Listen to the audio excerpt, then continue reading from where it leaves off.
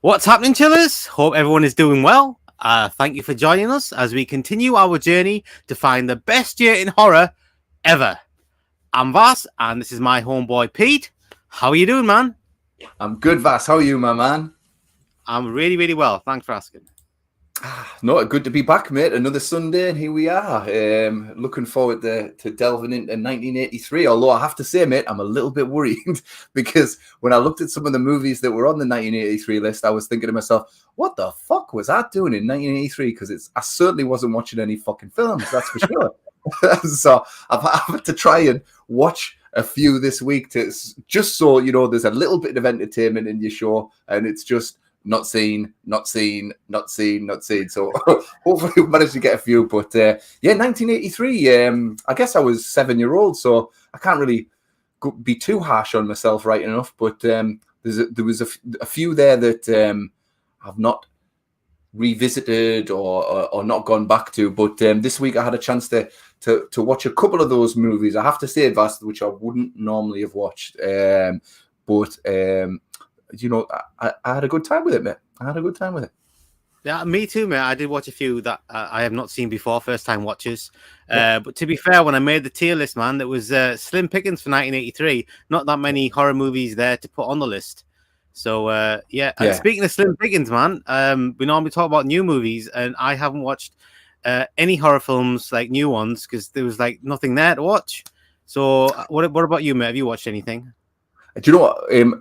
Apart from the 1983 films that I've watched this week, I've watched 2 movies this week. One isn't horror; it's Black Adam. I'll mention it briefly. I saw that too. Did you watch that as well? Did you? I did. I watched Black Adam. Yeah. Yeah. Do you know what? It was okay. The Rock kills people in this movie, which I kind of like, and he kind of has quite a black sense of humor in this movie, which I kind of like, but. Ultimately, I just find it really hard to engage with comic book movies these days. It ultimately ends up, it's just, CGI getting chucked at more CGI. So yeah, it was, I don't know. I thought it was okay. It didn't offend me or anything like that. The running time fairly buzzed over, but it was no kind of, it was no Infinity War or anything like that. I wasn't. I've got to say, man, last week I watched Morbius, which wasn't a great film. It wasn't terrible. It just was. It just wasn't very interesting. It wasn't very interesting or exciting. Pretty boring.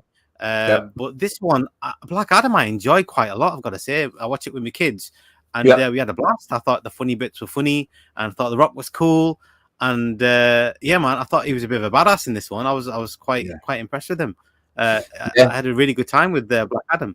Honestly, at the end of it, I was like, "Wow, man, that was proper decent." Right, one of my favorite DC superhero films, I gotta say. And I like the mid-credit sequence that popped up in the middle of the credits. I never watched it. What happened? Oh, I didn't watch it.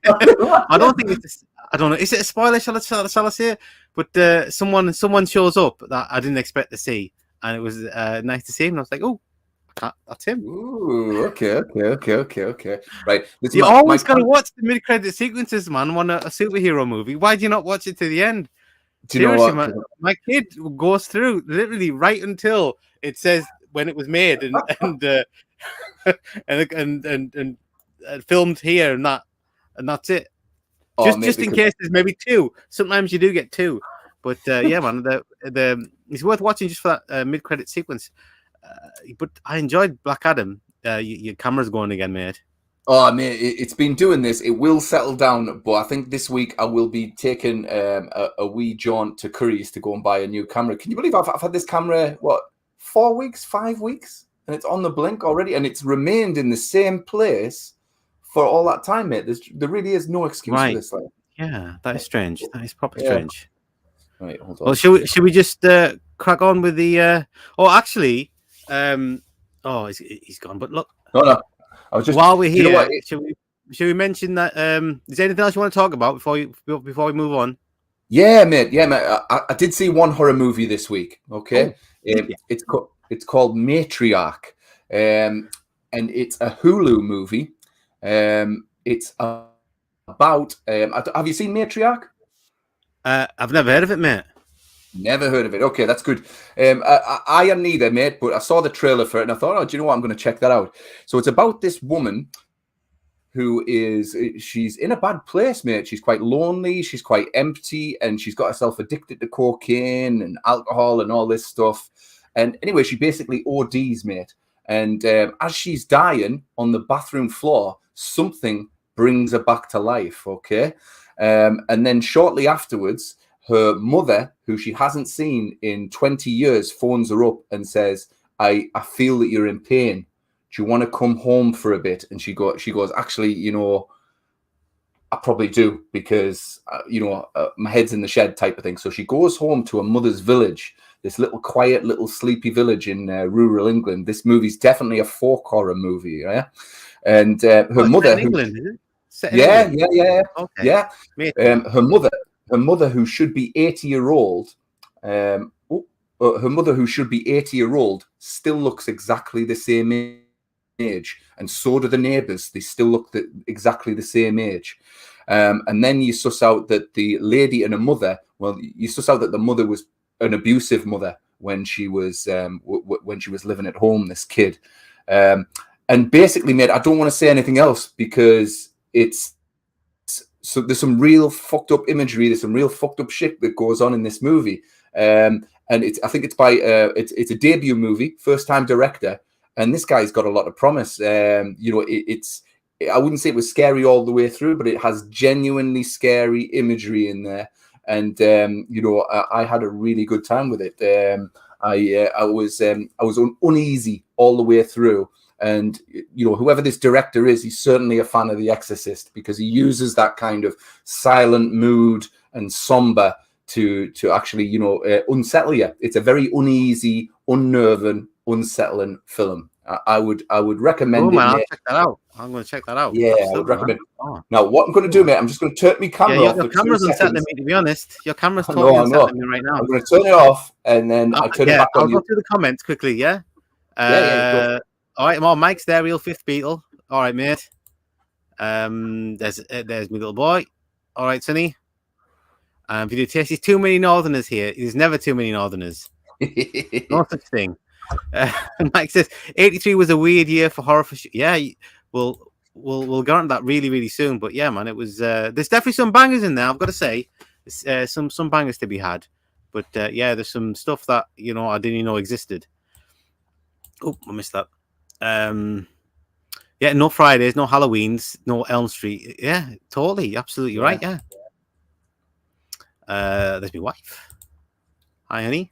Do you think Black Adam was boring? Honestly, I wasn't expecting anything from that movie at all, and then I started watching it, and I was into it straight away, man. And I was like, I had a good time. Backtrack Cinema's here. All right, mate. He's just started his new channel there. Nice. If you haven't subscribed to Backtrack Cinema, go ahead and subscribe. He's a top guy. Top guy. Great channel. Like top guys. Mike says superhero movies are just fast food at this point. He's right. Yeah. I mean, I have to say he's right. I do recommend Black Adam. Hi, Jason. Is it Jason from Backtrack Cinema? It is, yeah. I love Cujo, great one from 1983. Yep, like I said, there is some bangers in there. Yeah. A few. That was Stephen King's year, 1983, I think. Do you think, Pete? That was the year of Stephen King. Yeah, well, I mean, Christine, Dead Zone, Yeah, all kind of 83. When was Firestarter? I think that was 84. Was that 84? Is it right? Okay. Yeah. So you got Cujo and and the Dead Zone and Christine. Yeah, All pretty big movies there, like. absolutely, mate. Yeah. Maybe all the slashers were scared to go up against my man Stephen King. Stephen King ever made any slasher movie, like written a slasher story? I'm trying to think. Anybody in the chat know that? Has Stephen King written a slasher story? He has to have. He has to have. Yeah, he's done every other genre, isn't he? He's done werewolves, he's done vampires, he's Aliens. done crazy clown creature things. Yeah, all turtles. Interdimensional fucking turtles. Yeah, absolutely. Yeah. Killer trucks. Killer trucks, exactly. I tell you what, he has done a lot of cocaine. A lot of cocaine. Yeah, a lot of cocaine, man. He totally has. Yeah. Bless him. Giant rats as well. He's done the giant rat creature things, isn't he? Graveyard Shift.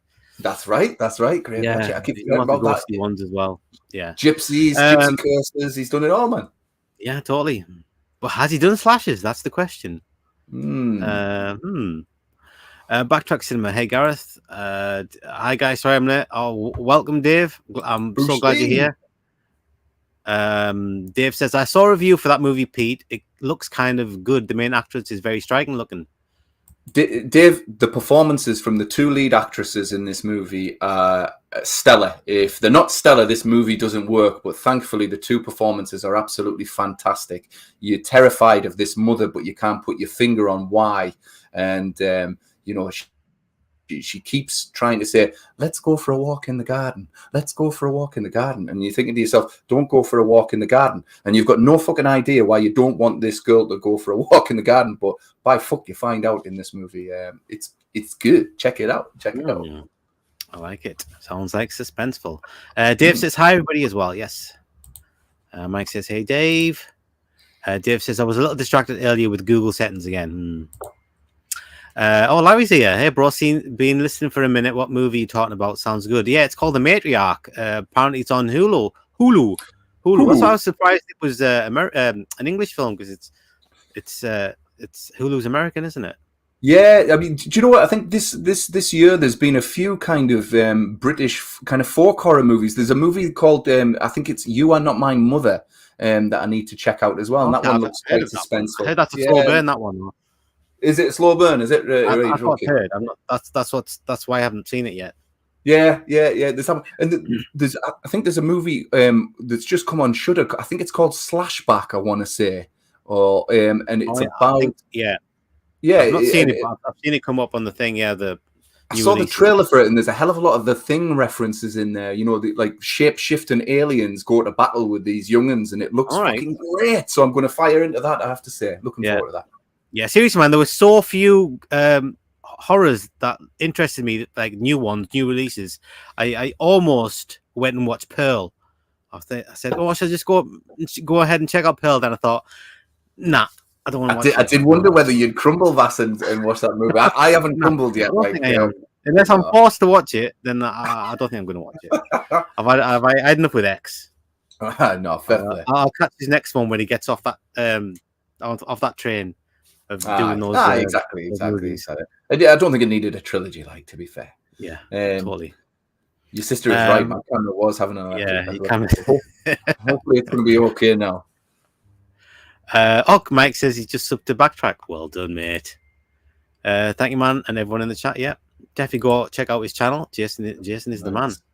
I was really I saw one of his videos. I was like super impressed. I mean, the guy's just like he's just. When you sometimes just watch a video and it's like he's instantly engaged, and like the guy just like knows what he's talking about and comes across really, really well. But yeah, man, he's one to watch that dude for sure. I will check that out. That's for sure. Mike says doing a stream tonight at midnight, counting down a top 100 horror movie list. Oh yes, Whoa. Top 100, man. That's a feat. I saw that post. Yeah. Larry D says The Dark Half is kind of a slasher movie. I suppose it is. I suppose it is. Mm-hmm. And yeah. Yeah, I think he's cracked it, Yeah. that one there. I think yeah, that will go as a He's right. Larry D is right. Ricky, all day for reviewers. Hi man. Hello, young Vasim. How art thou on this blustery autumn evening? I'm really well, man. I'm doing really well. Thanks for asking. Dave says Cat's Eye was what year I saw it in theaters, and Semi Rare paid for it too. Yeah, that was 1985. I bet you were raging, Dave. Raging. Gareth says, has there been a disco themed horror film? Yeah, Friday the 13th, Jason Takes Manhattan. It's on it. There's a big old disco scene.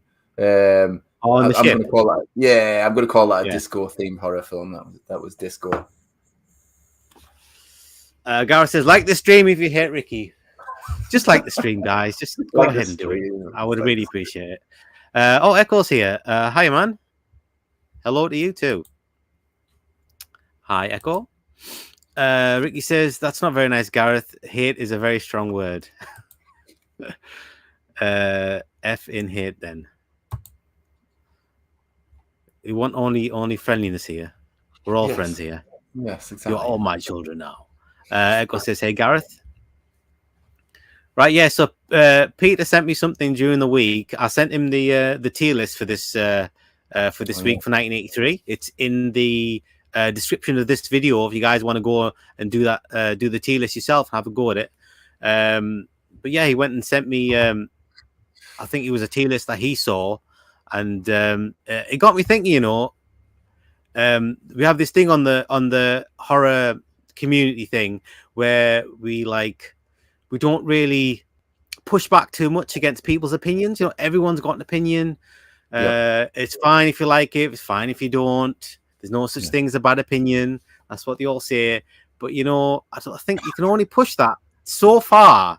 And then you got to think, you know, maybe this person doesn't know what the hell they're talking about. They don't know the arse from the elbow. I've said it before. And he showed me a good example of it. And I'll share it with you guys.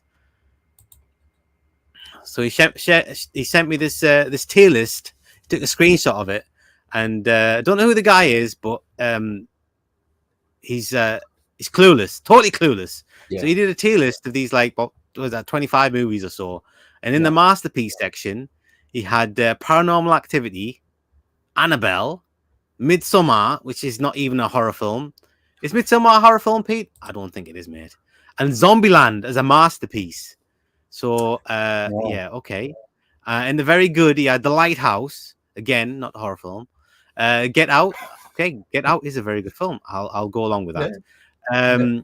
Was that Sleepy Hollow, which is a bit random, but I know some people really like that. And Zombieland 2 is a very good movie. No, it's not a good movie. I question that. And can you see what film that is, Pete? I can't even see what movie that is. Crimson Peak. Crimson Peak. I've never seen Crimson Peak. Have you seen that, Pete? I've got to say I've seen maybe about 40 minutes of it, mate, and I was bored, so I turned it off. And it's a shame because I love Del Toro. Gothic film, isn't it? Yeah. Gothic doesn't float my boat, like I have to say. It doesn't float. Me neither. And The Conjuring, only in good. Can you believe Conjuring, only in good? What are you talking about? And then it gets controversial. In the Meh, he's got Saw, which is like the first Saw, no, the one everybody likes, that one. Yeah. Scream. Are you kidding me right now? Sinister, which is an excellent movie. And The Thing he's got in Meh. What is going on here, guys? And then, even worse, this is where it just goes off the rails. The guy's just like, he's living on a different planet. Yeah. On the So Bad section, he's got The Exorcist, Halloween 2, and The Texas Chainsaw Massacre. What are you talking about right now? I do not know. Eesh. And then he sent me another one of some dude who had gone through his list and changed it up a bit. Yeah. Thinking he could improve it. And some dodgy decisions in there, I would say, as well. So have a look at this. So he changed it all. So the first 4 tiers are all good, and then very good, and the bottom one says, what's that say, Pete, on the bottom one? Masterpiece. Masterpiece, right? So let's have a look.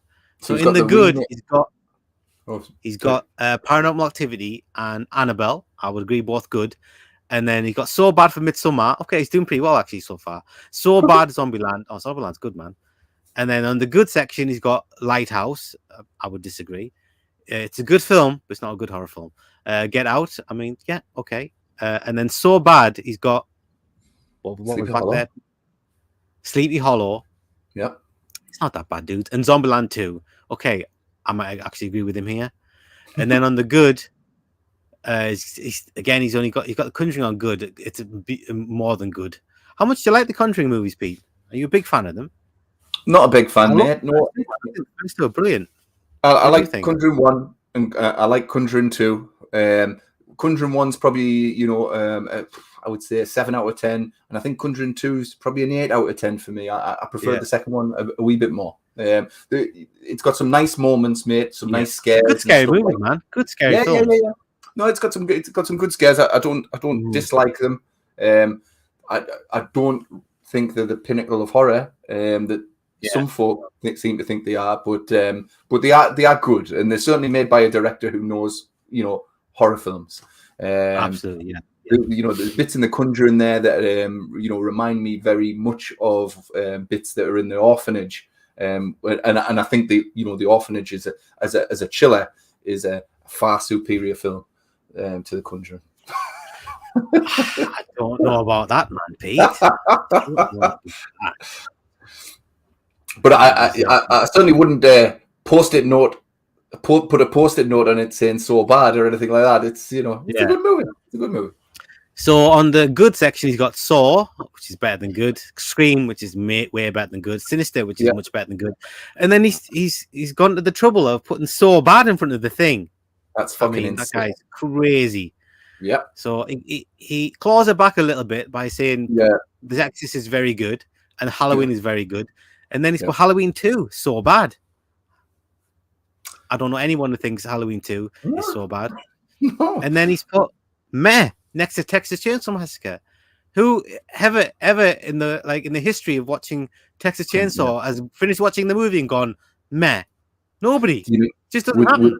We're talking about a movie that's been entered into the annals of movie, the American movie museums vaults, essentially protected forever, because it's hailed as such a classic, and it bloody is a classic. It's a master. It's a masterpiece. And then in the in his masterpiece section, he's got Halloween 2018, It Chapter 2, no. And which ironically references The Thing, in that if you like it Chapter 2, you've got to like The Thing because it references it.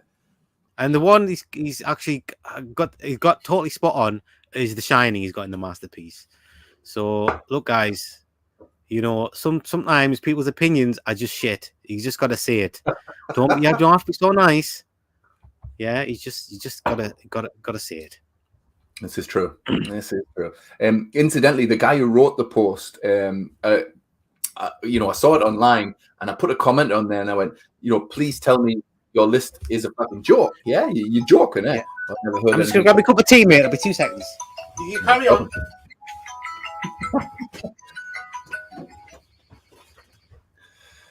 Vassie's getting a cup of tea. I have no idea what to talk about at all here. So I guess I'll just talk about Matriarch a little bit more. If you like your British folk horror, then this is one to see. And there's also bits of, I keep referencing The Thing, but there's also bits of The Thing in there as well. There's a very weird scene with a couple making out in a car. You don't really know why they're in this movie, but the movie keeps flicking back over to them. And as it flicks back over to them, these how can I put it? This couple that are getting off with each other in the car, that they're merging, the faces are merging into each other and stuff like that. It's really, really weird horror, I have to say, but affecting stuff. That was quick, Vass. I was it was past me halfway upstairs. It was past to me, so I was really happy with that. Right, I think it's time for the main event. Oh, actually, let's quickly do some comments, then we'll go to the main event. Okay.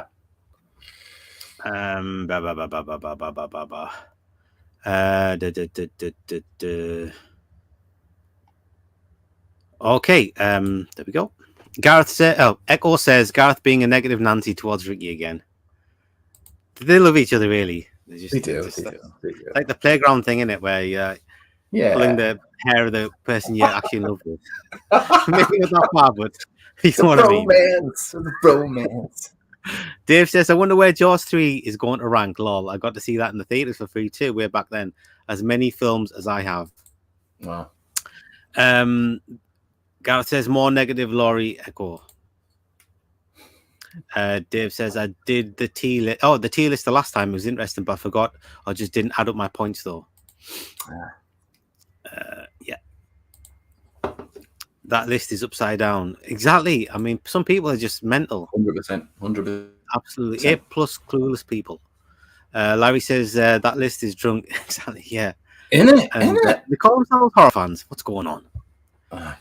Dave says, I've not seen that movie Crimson Peak either yet somehow. Yeah, it's just one of the ones I'm just never interested in me to watch. Larry D says, John Carpenter's Thing is a masterpiece. It certainly is.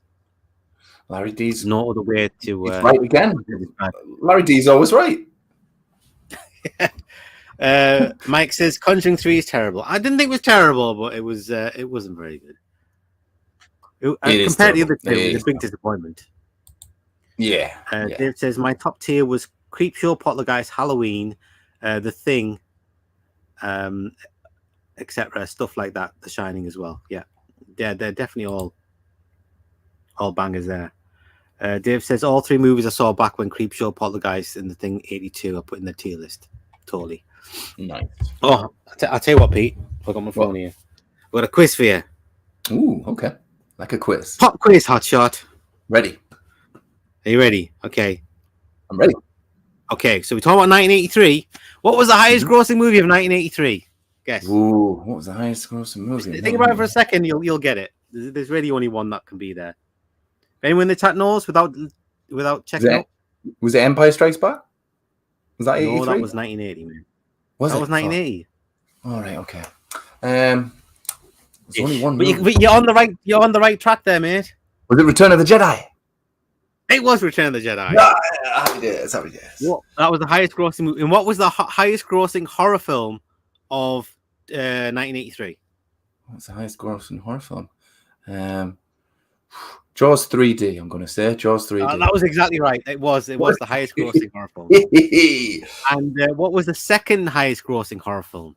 Ooh, second highest. Maybe I'll stick the tier list up there, and you can have a look at those movies. Yeah, what was the second highest grossing? There's all the horror films from 1983. What was the second highest grossing horror film of 1983? Oh, it's got to be The Twilight Zone, surely. No. What was it? Oh, was it Videodrome? No. What was it? It was Psycho 2. If you can believe that. Psycho 2. Holy shit. Man. Fair play. I don't mind Psycho 2. Quite like it. Oh, it's big. Sorry. Don't know what happened. That scared me there. So Psycho 2. Right, okay. A couple more questions. What was the number one song? What was the number one song of 1983? What was the number one song of 1983? Oh, Michael Jackson's Thriller. Nah, they didn't come out till like almost the end of the year. Oh, right, okay. I have no idea, but it'll be something like Duran Duran or some shit like that, surely. It was Come a Chameleon. By Culture Club. Fair and enough. What was the best-selling album of 1983? Was it Thriller? It was Thriller. Thriller was. There we go. What was... Okay, so in 1983, V premiered in 1983, which is absolute classic show there. Totally. Well, that explains why I didn't watch any movies. Yeah. What was the number one TV show of 1983? Your parents probably watched it.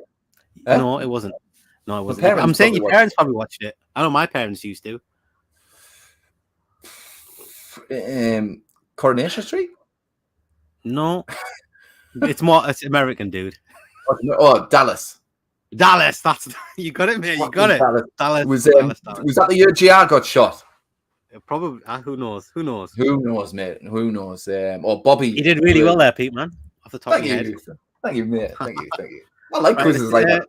Let's do that every week. Yeah, well, right, okay. Let's do the last of the comments, and we'll get into this tier list of 1983, and let's see what how it scores. No problem. Okay. Larry D says John Carpenter's The Thing is a masterpiece. Oh yes, it's worth saying twice. I think it is. Yep. I think it is. Okay, we had those bits, didn't we? The Conjuring, I did not like at all. Oh, that's a shame, dude. I know a couple of people who don't like the movie, but dude, that scared the crap out of me, that movie. And it was a while since one had scared me like that. That's so good. I absolutely love it. Lily Taylor was good. Lily Taylor was good. She was better than she was in The Haunting. The fuck out. Mike says Backtrack Cinema, great channel, mate. You have over 1,000 subs in no time. I wish I had 10% of your ability. Yeah, he's an impressive dude. Wow, man, I've got to check this guy out, man. Yeah. Superman 3 was not. No, I'm not even sure that was a big hit. You know, to be honest, I looked at the top 10 and I didn't even see it there in the top 10 of movies. Yeah, you got it, Mike. You got it. Good. Sean's here. All right, mate. Nice to see you.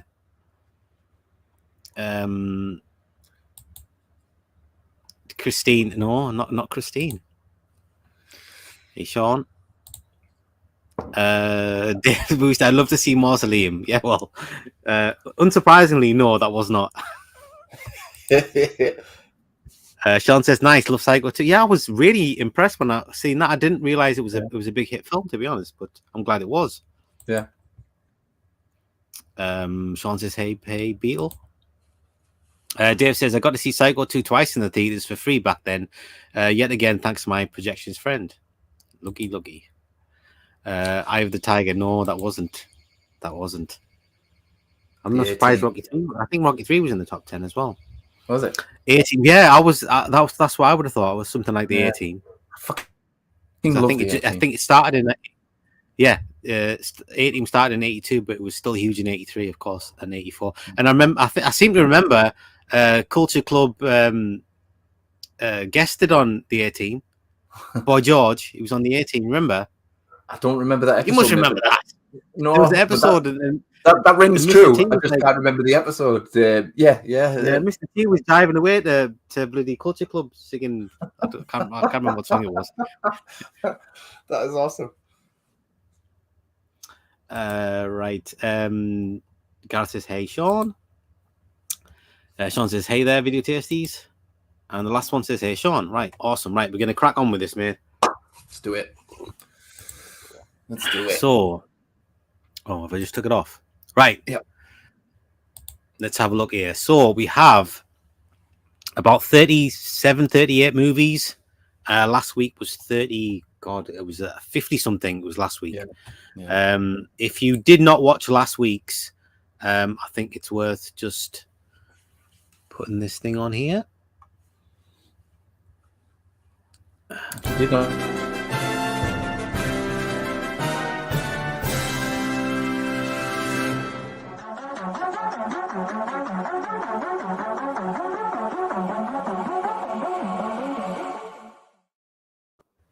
Yes, folks, last week was 1982 and it scored 50 points. So 50 points is the score to beat.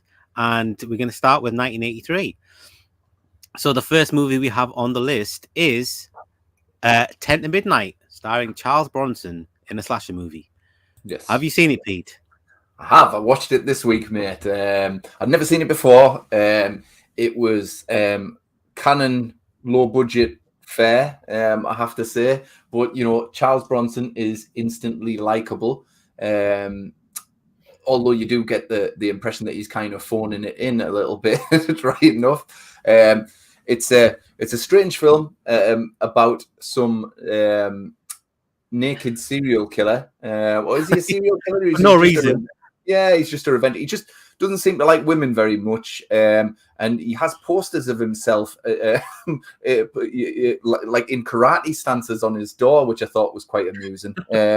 There's one scene, mate, and I can't get it out of my head. Like it's Charles Bronson, right? He's got no fucking evidence whatsoever to nail this guy, right? The only thing he's got that's got his heckles up is he's found something in his bathroom drawer that he arrests him for questioning, right? And when his questioning is going nowhere, Charles Bronson is no Columbo in this movie, not at all. But when his questioning is going nowhere, he pulls out this contraption, he waves it in this guy's face, and he goes, "What's this for, man? What's this for? It's for jacking off, isn't it? It's for jacking off." And it's this. I probably shouldn't even describe what it actually is online because it's just so grim. It's a strange old film, this one, mate. I didn't know what to make of this film at all. Like some of it was really, really stupid. But I watched it all the way through. I like Charles Bronson. For me, I'm gonna give this a good just for Charles Bronson. And it being so very silly, and it's a silly film. Yeah, I think I saw it just a couple of years back, and I wasn't expecting a Charles Bronson film to be like that. He's very reactionary in that movie, isn't he? He's very against he's a bit like Dirty Harry, really, isn't he? Where he's talking about the system is going to let him go. The system is helping out the villain instead of the victims. Yeah. But it was all right. Like I said, it was a bit too much male nudity in there for no apparent reason. But so what would you put it in? I would put it in C as an okay movie. Yeah, I think if you're a bigger Charles Bronson fan, you put it in higher. But I like the guy. I like the movie. I would stick it in C. What about you? You all right with that? Or great, C, absolutely. Yeah. Right, let's do it then. Right, so our first movie, Charles Bronson's 10 to Midnight, and it goes in C. Yep. And the second movie is Lamberta Bava's A Blade in the Dark. Now, I have not seen that movie. Have you seen it? I watched it this week, mate. I watched it this week. It's a very strange film about a movie film composer who hires this house to kind of get away and composes music and all that. And there's some kind of, Dario Argento killer going around, and there's people, red herrings flying around like the gardener and stuff like that there. I really didn't like this movie at all, mate. I really didn't like this movie at all. I think the biggest reason I didn't like the movie, mate, because it was jarring. It was jarring as hell, like the sound, the acting, the bad acting, and the dub. It was dubbed, and it was a really shit dub. All these folk from Italy, and yet they dub it with some dude from Essex or some, some guy from fucking London or something going, oh yeah. It was horrific, the dub. But there was this woman gets killed in it, and he's whoever the killer is, because you've seen it through point of view, chasing her about half a mile an hour, and he's still catching her, and she kind of like waits for him and that, right? And there's a bit where she goes, "I'm going to hide, and he'll never find me." And do you know where she hides, Vas? She hides through behind transparent chicken wire. Okay, let me say that again. She hides behind transparent chicken wire. So he gets his little scalpel blade, and I swear to God, this killing scene, right? He's like trying to reach it, and she's going, "Oh no, my stomach won't quite reach the blade," and it goes on for ages, man, ages. And she basically wiggles onto the blade to make sure that. And I was like, "This is shit." So I really didn't like this movie at all, mate. So I want to put this in the. Let me see. I'm going to put this in the -1 category because it's really okay. That's fine. That's fine, mate. That's like I said, I haven't seen it, so I can't say anything about it. Yeah. Okay. There it is. That's Lamberta Bava's Blade in the Dark is in the load of shit category. Yeah. And the next movie is American Nightmare, which I've never even heard of. Have you seen it, Pete? I haven't, mate. I haven't seen this one. Right. Let's stick that in there then. And the next movie is Amityville 3D. And guess what, Pete? I've never seen this movie, and I watched it for the very first time like 2 days ago. How did you get on, which is Bass? strange because I'm a huge fan of the first two movies. Yep. And I even quite like the fourth movie, but for some reason, I've never seen this film. And I don't know, man. It doesn't feel like, apart from the actual Amityville house, didn't feel like an Amityville movie at all. It didn't even feel like it was trying to be scary. I thought it was dumb and stupid. Yep. And I don't know. They stuck a bit of the Omen in there with like the photography thing, and a bit of the Poltergeist in there, where they're trying to find the ghosts when they bring that whole crew in at the end. But it was naff. It was bad, man. I didn't like it at all. It was one of those movies at the end of it. I was like, thank God that's finished. Yeah, I've seen this years ago, mate, and I remember it being boring. And an Amityville movie shouldn't be boring. So listen, I'm happy to put this in B. B. B. What? D. You said D, yeah? Oh, sorry. Yeah, D, not B. Oh, yeah. B. I was like, what? D. Yes. I'll tell you one thing. If I could say anything, when they moved in that house, they should have got a bloody gardener in to trim all the bloody trees around the house. Because every single window in that house, all the way around, has branches scratching on the windows. Every single window. I'm like, what the hell's going on there, dude? Honestly, that's true, mate. Yeah, so yeah, I'll agree. I'll stick that in D. I mean, it wasn't like the worst movie ever. Actually, I've got a clip here. I'll stick this in from a different movie from this year. Oh my God! I mean, it was awful. We'll get onto that soon. I like that. I might use that more than once. Oh, that's great. Right, let's stick that where it belongs, in the D category. So I'm afraid Amityville 3D. I don't know. Do you think it would have been better in 3D? No. No. Fair enough, man. Fair enough. You can't. It's weird. It's one of the movies that it's like it didn't. Apart from a couple of scenes, it felt like I don't even know why it was in 3D. It didn't even really make sense. Like a lot of the stuff that was happening, because it was so slow and boring, and there was so little happening, and it was like I don't even know why it's in 3D. And there was just like a couple of scenes, like a couple of death scenes and things where they actually used the 3D well, but it was like, I don't know, man. I don't even know why they did it. It's because George, right, the next movie, Friday the 13th, was doing it. And that's why they did it. Yeah, I mean, they made the most of it, at least, didn't they? Yeah. As goofy as it was. The next movie is Boogeyman 2. Have you seen Boogeyman 2? I haven't seen this one, mate. No, I've not seen any of the Boogeymans, dude. So let's stick that straight in the not seen. And the next movie is a goodie, mate. It's Christine. And I know you like this film very, very much, and so do I. Yeah. Going to say a couple words about it. Yeah, I mean, for me, this movie is this was John Carpenter's kind of comeback film after the flop that was The Thing. He was originally supposed to make Firestarter, but he got fired from Firestarter on account of The Thing doing so badly at the cinema. So he, when Columbia Pictures touted Christine to him, another Stephen King adaptation, he immediately jumped on board with that.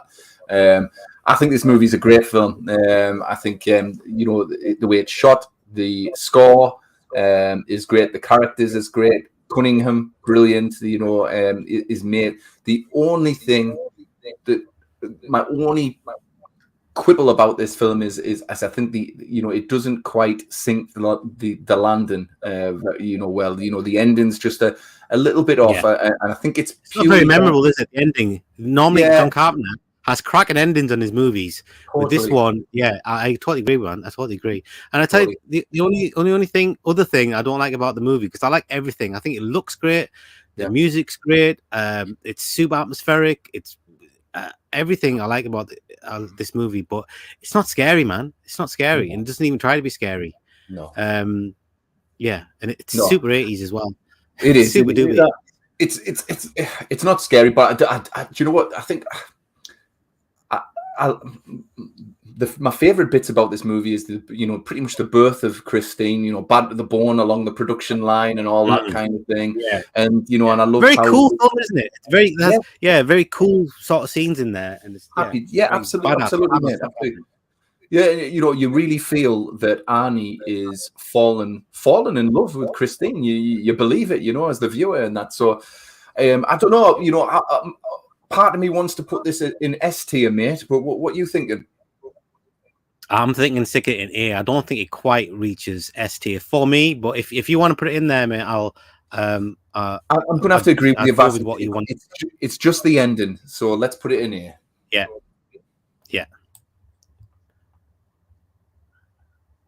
So it is going to go in A, which is still a great movie. Yeah, a very, very good movie. Excellent movie is Christine. Just doesn't quite hit all-time classic. Yeah. And I think before we go on, we'll quickly crack on with some more comments, and then we'll keep going. Oh boy.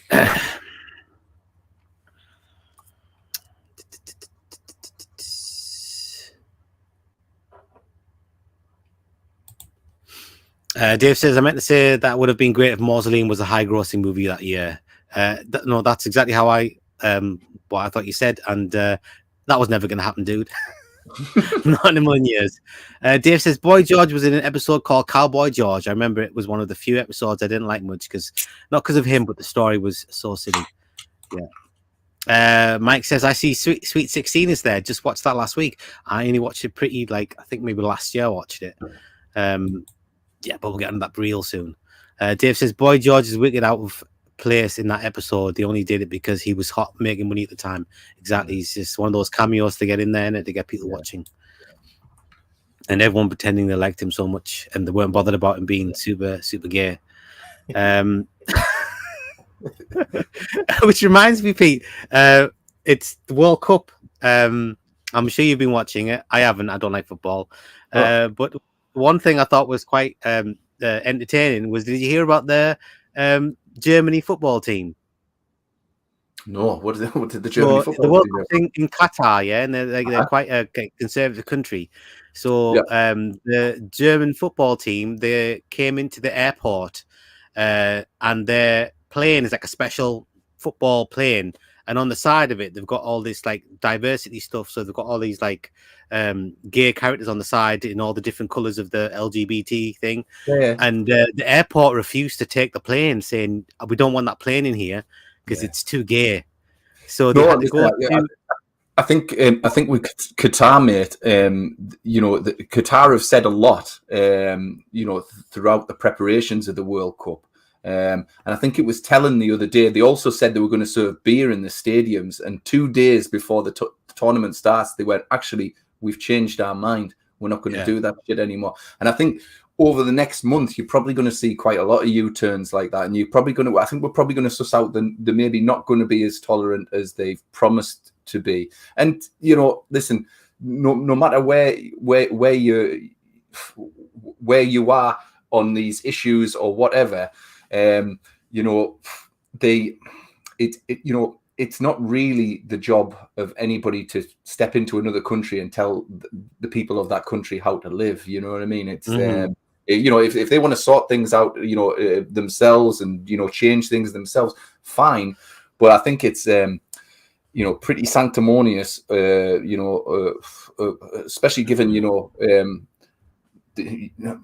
even England's track record when it comes to human rights and stuff like that, popping into another country and saying, sort your shit out. I agree 100%. Yeah, you got to respect Qatar for sticking to its guns. Like they haven't backed down one little bit, and they told them prior to everything, and Germany went ahead and did it anyway, and then they had to go to the country next door, change planes, and then come back, and then they were allowed to land and get off the plane. I thought it was pretty hilarious, to be honest. I've never heard of that, man. That's brilliant. Like, it's going to be a strange one, mate. Today it was quite funny, mate, because, and again, I won't drone on about football, but Qatar, obviously the host nation, played the first match tonight when it kicked off, and within 3 minutes they were a goal down, right? And obviously, they put a lot of money into this shit, and they were playing Ecuador as well, so they weren't exactly playing fucking the world's best here, like. But within 3 minutes, they find themselves a goal down. And have you heard of VAR? It's a computer system that checks every goal to see if it's definitely a goal or not. It was a perfectly legitimate goal, and VAR chalked it off. They said no goal. So within 5 minutes, Aye, within 5 minutes, we knew the tournament was bent as fuck, man. So it's not going very well so far. Yeah, it's going to be entertaining, though, I'm sure. I think so.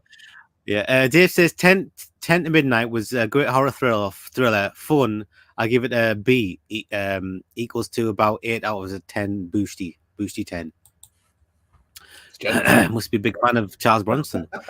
Dave says I got to see Christine on the theaters back then again for free. I give it a B here, almost an A, a 9 out of Boosty 10. Fair play. You gotta love Christine, man. You gotta love Christine. Yeah. Dave says I haven't seen that Blade in the Dark. No, I don't think many people have. Dave says I saw Amityville 3D for free in theaters, and it was terrible. The 3D was kind of good, but the rest of it was really dumb. I give it a C plus, a 5 out of Boosty 10. Okay. Yeah, it's just not good enough, is it? Dave says, oh, actually, I'll give it a 3.5 out of Boosty 10 instead. I might give it a higher score in 3D. I'm a sucker for gimmicks, me, like, I totally am. Dave says the only good thing about Amityville 3D, I think, was the white demon that popped up. Yeah, I thought it looked a bit shit myself, but I do remember seeing that on the back of the VHS cover. That was the only thing that what made me want to watch it, was seeing that thing coming out of the water, and there was like a still of it on the back of the cover. I thought that looked quite cool. But in the movie, it didn't look that cool. Like, not so cool, right? Definitely. Dave says Mario Gartner from Mausoleum, and also one A-Team. Oh, okay, yeah. That guy from Mausoleum, I think I've seen him popped up in lots of it makes sense. Here and there. Character actor, yep. Dave says episode he was in. Sorry, typo form. No worries, mate. Okay, Dr. Impossible's here. Of Counterpunch 1984. How you doing, man? Blood Rage for me, though the film was originally made in 1983, but got a full theatrical release in 1987. I still class that film as a 1983 film. John Grisham film should be up there. I don't know, man. I went through plenty of sources for that, and that one never came up. Never came up, and I'm not a fan of that movie, I've got to say. But that's just me. Dr. Impossible says, thinking about it, Blood Rage got a limited release in the UK and to some degree in the US. Okay. Interesting. Right, let's crack on with this. Do it. And the next movie is Cujo, another Stephen King. Let me go first, Pete. I've seen this movie a few times, and the first half is kind of slow and boring. So it's more about it's less about the dog and more about the wifey having an affair, which is fine, which is all right, which is interesting. It gets going in the second half when they're trapped in the car. I like all that stuff. It's super emotional. It's super suspenseful. I think the second half of the movie is absolutely cracking. Really, really good. But the first half is there's a lot to get to before you get to the good stuff, is what I'm trying to say. What do you think of it, Pete? Pretty much the same, mate. Pretty much the same. When the dog's attacking, when they're in the car, it's a proper horror film. It's a spec up, which I love. But yeah, before, to get to there, you have to go through, affairs and whatnot, and it's soapbox drama, and. So yeah, like I say, I get it, but it's a film of definitely two halves for me. I wouldn't say Dee Wallace is amazing in that film. I think that's the best performance I've seen from Dee Wallace. She's so good. Yeah. And I think you probably know, but I think in the book the kid dies at the end, doesn't he? Yeah. That's right. For me, I'm going to give this I'm torn between good and very good. What are you thinking? I think we should put it in B, because that second half is cracking, and it's a classic movie, like, isn't it? Yep. It's like a beloved film. No, absolutely. So I'm happy to have it in B. Yeah, no absolutely. Problem. And I do like that cover art as well. Yeah, Cujo goes in B, which I think nobody would have anything to say about that. Cool. Let's have a look. I'll just quickly, we've got a comment here from Paris the Film Girl. Hello, how are you doing? Thanks for stopping by. And she says Christine is my favorite.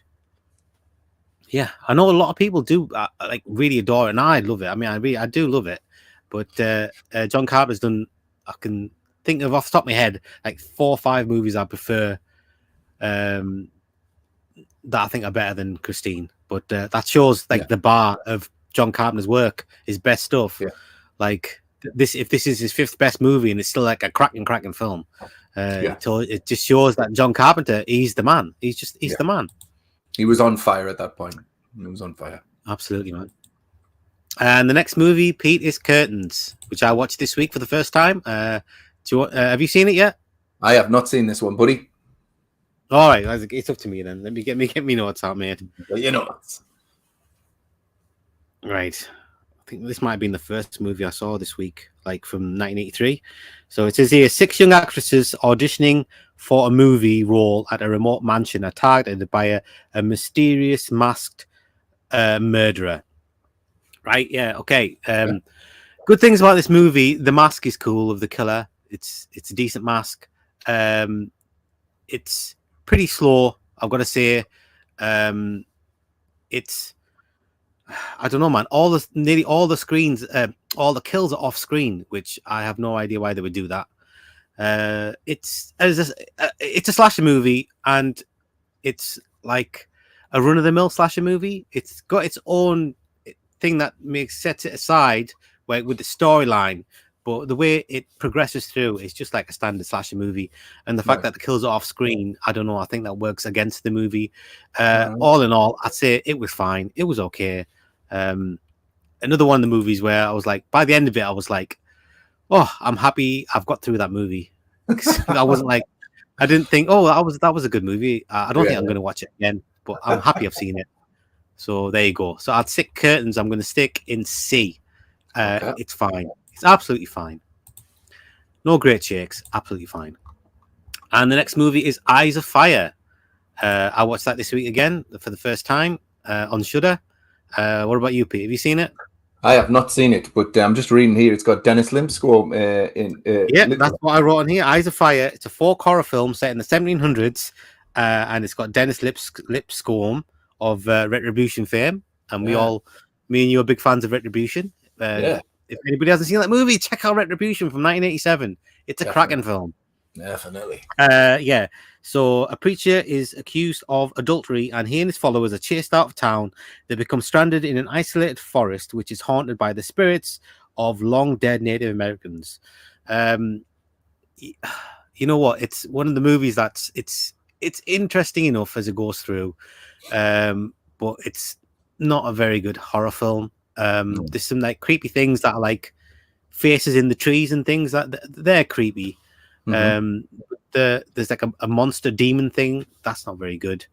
I don't know. It's different. It's weird the fact that it's set in the 1700s and everyone's like ye olde type characters. It does set it apart from other horror films, but it was passable. It's a passable horror film. It was okay. I'm definitely gonna watch it again. I'm gonna stick that in C. I mean, I'm being quite generous with Curtains and this one, but it was fine. It was okay. I wasn't really enamored with it or anything, so that'll go in C as well. And the next movie is Frightmare, which I've heard of but I've not seen. Have you seen it? No, I've not seen that one. So that'll go straight in the not seen. Definitely heard of it, but no, not seen it. And the next movie is called House of Long Shadows. And you know what? I just downloaded it today, and it took so long to re-download. I didn't have time to watch it, but I'm going to watch it because it looks really good. Looking at the cast: Vincent Price, Christopher Lee, Peter Cushing, John Carradine. Lots of people I like in there. And you know what? I think I might have actually seen this at some point growing up, but I've got zero memory of it. So I 100% recognize that artwork from the video shop when we were younger, Vass. I might have seen this one myself, mate, but I can't place or remember anything about it, mate. So even though I think I might have seen it, I don't remember anything about it. So I don't feel right about giving it a rating. But I have got it downloaded. I'm going to watch it. And I'm looking forward to watching it. So so we'll put that in the not seen. Right. Next on the list is Jaws 3D, Pete. Everybody in the world seen that movie. Everybody's seen Jaws 3D. I've got a bit of a stupid soft spot for this film, but it's probably because I was a child when it came out. I remember watching it on video, not in 3D. Yeah, I've never seen it really. Yeah, I would love to though. yeah, no, absolutely. I remember being, well, first things first. There's no Chief Brody in this movie, right? so I think that was the first thing that pissed me off about this movie. Dennis Quaid's perfectly fine in this movie, and that I don't mind a bit of Dennis Quaid. That was pretty cool. He doesn't exactly shine in the movie, does he? Doesn't exactly shine, but he's fine. No. He's perfectly adequate. He's all right. Louis Gossett Jr. is in this movie, if I recall him correctly, in that. And I always just remember that scene where it goes in slow motion and the fucking shark's about to smash through the window at like a snail's pace. It's fucking swimming 0.0 miles an hour, but yet it has the force enough to smash reinforced glass with its tip of its nose, man, right? With the tip of its fucking nose, right? But I always remember that bit and Louis Gossett Jr. looking right at the camera going, no, like that. And then it crashes through. That dude from Manimals in it as well. That English guy from Manimals in it as well, isn't he? Because he gets eaten. I remember when I saw that scene where Manimal gets eaten, I remember it kind of made me feel not nice inside. I don't know why. Have you seen that? Have you seen Jurassic World? Yeah. No. Well, have I? Is that the first of this last one with Chris Pratt? That's the first one with Chris Pratt. There's a scene in this where Bryce Dallas Howard's PA. She gets killed in it, and she gets picked up by a pterodactyl, thrown about, another pterodactyl, and then a big fish comes and swallows her. And it's a really prolonged, nasty, morbid death, chucked in the middle of a family film. And that didn't make me feel nice either, that scene. So Manimal kind of reminds me. I remember when he died in that, it kind of made me feel just a wee bit kind of dirty. Yeah, I always remember him because he's inside the shark's mouth, isn't he? And he's got the wee canister underneath him. That's he's going, the canister. So and then it blows up in glorious 3D. This movie's and I'm going to give this movie a good, and I'm probably being a wee bit generous there because it is ranked as the bigger one, one of the biggest pieces of shit ever. But I'm going to give it a good because I kind of like all the Jaws movies, even the Revenge, even the ones that are fucking disasters. I still like them, so I'm going to give it a good. Is it? Well, I think what it suffers from is that the first two are so good. I mean, the first one is like one of the best movies ever, but the first two are just really cracking movies, very suspenseful, and actually it's quite scary in places. But this one is not scary at all. The bits with the shark, pretty much just the ones where you see the fin and it's chasing people in that park thing. Yeah, those bits are fine. But the movie just has no suspense to it, and the shark doesn't seem scary in this one for some reason. In the other two, it seems scary, and the fact there's like a giant shark, it looks rubbish, man. It looks really crap. Yeah, that's true. But yeah, it's fine. I mean, if I watched it, I wouldn't like. I watched it a few times, so there must be something to it because I have watched it a few times. And if it was that bad, I just wouldn't go back to it at all. I think I'm pretty much with you there, Peter. I think putting it in C, I think that's quite generous, to be honest, for both of us. But why not? It's generous. It's not that many movies for 1983. Let's stick it in there. I'll put that in 3. Then we'll go to the comments, and then we'll move on to Mausoleum. Okay. Right. There we go. We've got 4C tier movies there. I think 1983 is looking like it's going to be the year of okay movies. Totally. Right, let's get these comments here. Paris the Film Girl says Sleepaway Camp was great. Sleepaway Camp's one of those movies that I wish I'd seen a long time ago. I only watched it for the first time a few years ago, and it didn't really do that for us, mate. I'd already knew about the ending. I'd already seen that clip already, so there was no surprises in there. And by the time I saw it, I'd seen so many slasher movies. It just, I couldn't. There was nothing there to distinguish it from a million other movies. Anyway, But yeah, we'll get into that. I think that's Yeah. this year, isn't it? It is. Yeah, I see that now. Doctor Impossible, Counter Punch 984, Crumbs, Nightmares. There's only 2 segments in that anthology that I like: Terror in Topanga, and The Bishop of Battle. Can't believe you remember the names of the segments. Pretty Who would have good, thought man. going out for a pack of ciggies would lead to near death? Yeah, we're going to get into that really soon as well, because I've seen that movie and I like it. Dave Bushy says Marjo Gortner. I think that's the guy from Mausoleum, maybe. Dave says House of the Long Shadows I saw recently for the first time. I couldn't find that sucker anywhere, man. It's so hard to find. It's not streaming anywhere, which is weird. And I thought it was okay. So I give it a 7 out of a Boosty 10. Maybe a C, almost a B. That's pretty good. Yeah. I got to see the movie Nightmares for free in the theaters back in there. I give it a 7 out of a Boosty 10. Here I'll give it a C. Fair dues. Dave says in the theaters back then, the 3D for Jaws was horrendous. At the end, he even stops 20 foot over at the right. Doesn't even come out the screen. Dave says I got to see Mortuary also in the theaters for free. I give that from what I remember of it. Not much. A 4 out of a Boosty 10. 3 actually here. I'll give it a D. Something Doctor Impossible Counterpunch 984. Something Wicked had a rejected score by George de la Rue, and that score is extraordinary. James Horner was brought in to rescore the movie by Disney execs. Jack Clayton got done over by Disney. That's super interesting. Dave says Jaws 3 I give a 3 out of a Boosty 10. I'll give the 3D here a C. I don't hate it. I just found it kind of disappointing, or a lot disappointing. Yeah. Right, yeah. So the next movie, Pete, is Mausoleum. Go on, you go first, mate. I've seen this movie a couple of times, mate. A couple of times when I was younger on video. My dad hired it. I don't know what the fuck he was thinking of giving me that to watch. But I remember watching it a few times, and I revisited it last year as well. All right, I just watched it this week again. But go on. Yeah, I think I saw it was on Shudder or something. So I thought, I remember this movie being quite good. Wrong. I was wrong. This movie is a very camp, shoddy Exorcist ripoff with a bunch of titties thrown anywhere you can get some titties. Yeah, man, basically, it's like we need some here. The pacing's a little bit off. Titties. Let's put some titties.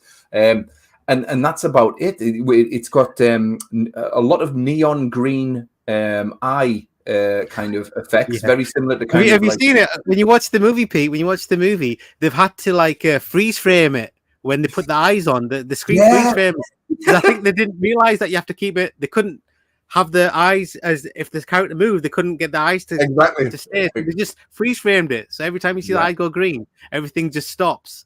Yes. And then yes. Do you know, if I'm being generous, mate, there's some nice little bits of gore here and there in the movie where I think somebody falls off a shopping mall balcony and lands on a bunch of spikes and stuff like that. So there's some nice little horror moments in there.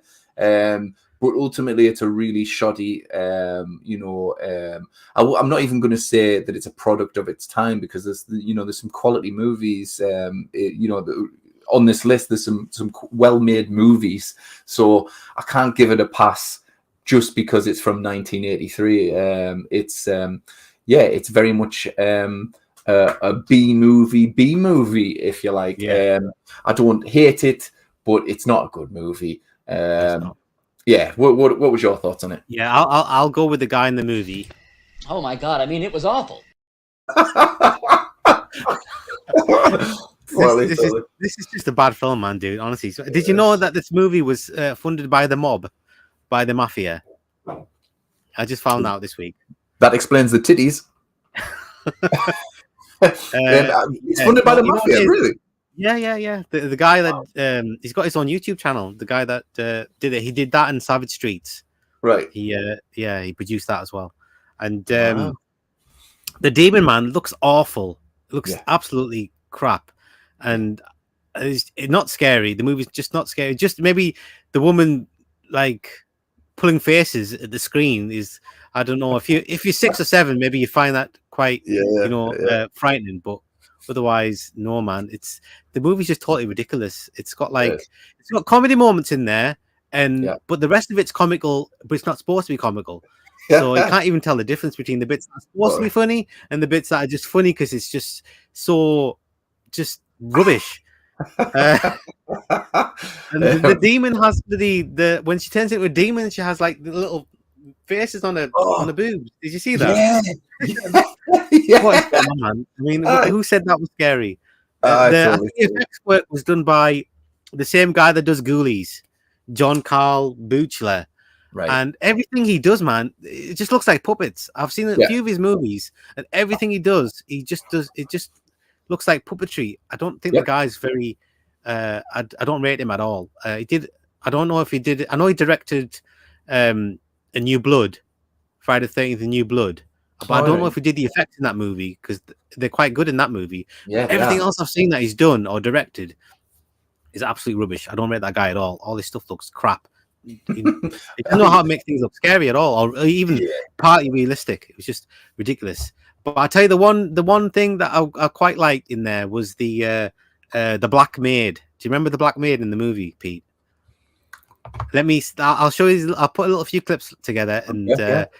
It's the best thing in the movie. I've got to say. Here we go. There's some strange shit going on in this house, and I know damn well it is. Mr. Farrell! Mr. Farrell! Mother, father, sucker got away. Good googly boogly. I tried to tell Mr. Farrell there was something wrong. I ain't been listening to ever since I've been black.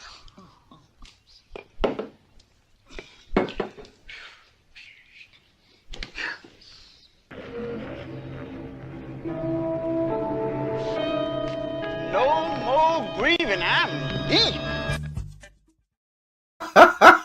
He's the best thing in the movie, man. He's brilliant, man. He's like, Thomas? He's fantastic. I don't know, man. I forgot about it. Sorry? I forgot about it. I remember the gardener, the pervert gardener. Yeah. But he's another one, man. You're right. She is fucking fantastic, mate. We should put her in S tier. Leave the movie and just put her in S tier, man, because she's fucking brilliant. Yeah. She's like the only thing that saves the movie because the movie's just awful, man. Awful. But I do like the VHS cover is pretty awesome. Nice. And I do remember seeing it in the video shop, and it was like one of those ones that's like it makes you want to watch the movie, but it makes it look like it's going to be a scary film, but it totally isn't, man. It totally isn't. And do you remember what was on the back of the video cover? I don't think I do know. Titties. Oh, is it? Okay. Genuinely, man, I remember that. So let's stick that in D because it's got some redeeming factors, a couple, but it's a bad film, Pete. Fair play. Is that okay? Yeah. I agree. And I'm afraid we're going to have more of the same with the next one. Let's have a look where we're at.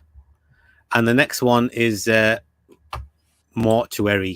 And let me just put this clip on because... oh, my God. I mean, it was awful. But what do you think of it, Pete? I've seen this years and years ago. Has he got Bill Paxton in this film? It has, yeah. I'll watch it for the first time this week, man, Pete. And but go ahead. Bill Paxton is in this film. I saw it years and years ago. And is it something that the embalming folk that aren't fucking dead yet? Is that the deal? No, they're killing people and embalming them. Bill Paxton is like his dad owns a mortuary, and he's in love with some girl who's not in love with him, so he's killing all people around her, and then wants to turn her into his girlfriend forever by killing her and embalming her, making her kind of living doll thing. Yeah, it's been years and years. A girl and a boyfriend suspect her mother and an undertaker are embalming people too soon. And Bill Paxton, he's all right in it, but the movie is just trash. And that cover there, dude, cover there is false advertising completely, because that's got nothing to do with the movie. Nothing to do with the film whatsoever. It's absolutely nothing to do with the movie. It's not like a supernatural movie, even though the very end of it, someone who's been embalmed comes back to life, and then it finishes. That's like the jump scare at the end, which makes no bloody sense whatsoever. But the movie, it totally sucks, man. You know who's in it? You probably, if you haven't seen it for a while, you wouldn't remember. But this lady is in it. Have a look. The lousy bastard was in there killing her! Oh, is it in it? Bastard! Bastard! Bastard! Wow. That lady's in it as well. She's That shows you what kind of movie it is. That woman's in it, and she's rubbish. fair play. Fair play. So yeah, fair play. man, this movie's trash. Absolutely. So listen, trash. I've seen this, but I can't really remember much about it, so I probably can't grade it. Yeah, so I'll do it, Pete, and it's fucking awful. I'm gonna stick it in -F. There's nothing even to like. I mean, Bill, like I said, Bill Paxton's he's all right in it, but Yeah. he doesn't. He can't save the movie. He cannot save it. It's trash. It's rubbish. Bill Paxton popped up last week as well in Butcher Baker Nightmare Maker. I noticed a very young was he? Bill Paxton. Yeah, he was on the basketball team. Bill Paxton was the basketball team bully. He was. Right, let's get some comments, and then we'll move on to the next movie, which is another.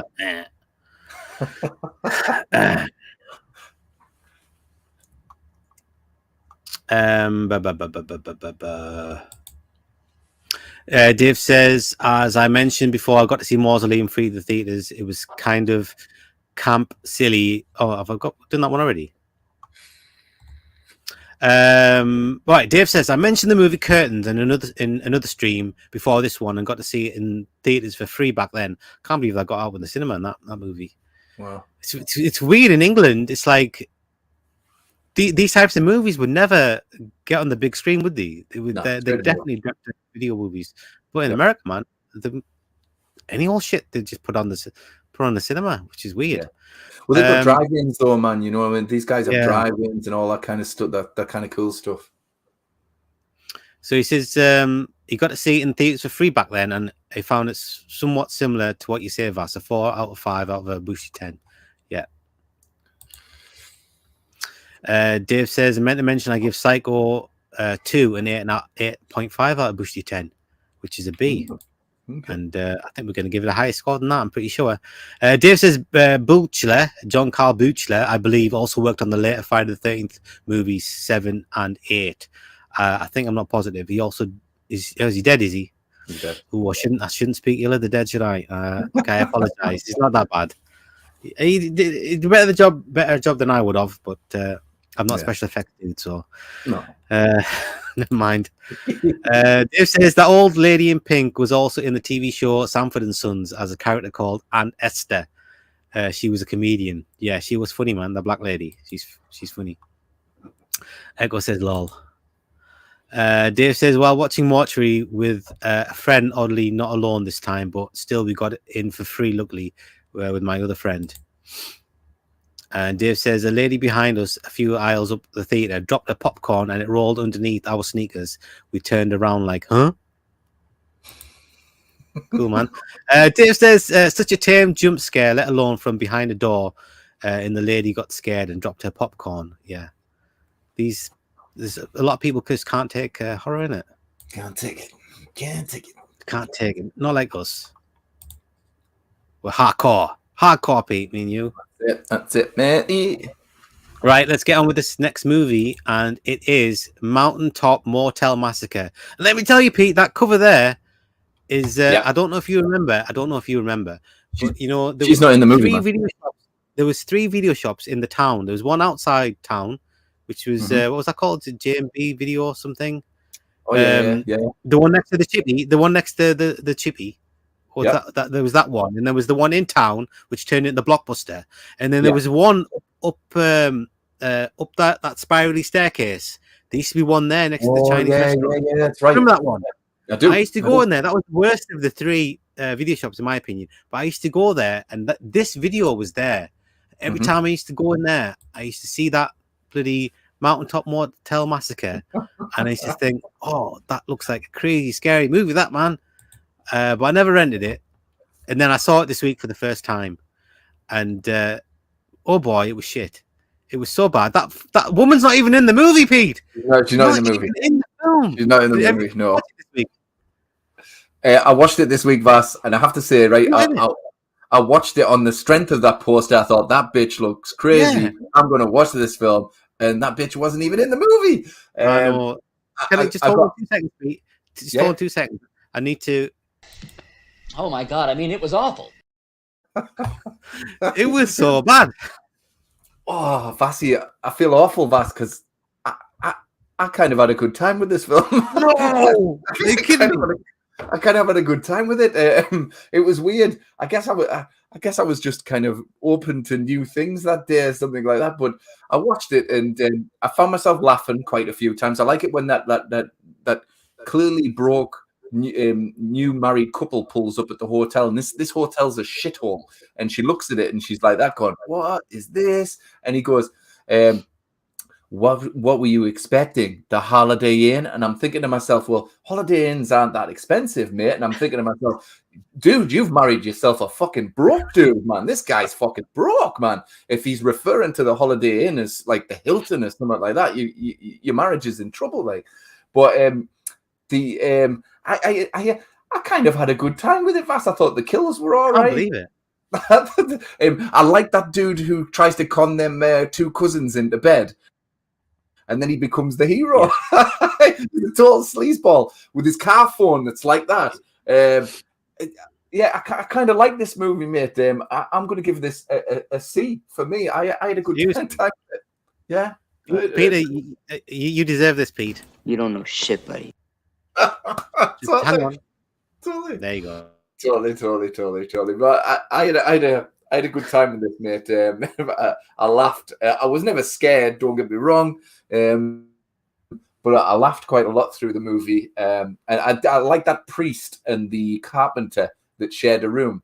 I liked some of their banter. And I actually didn't want them to die as well, like which was... and there was a few folk there that I didn't want to die. And that guy gets bit in the side of the face by a snake, and every time you see him, his face is getting worse and worse. Yeah, I totally.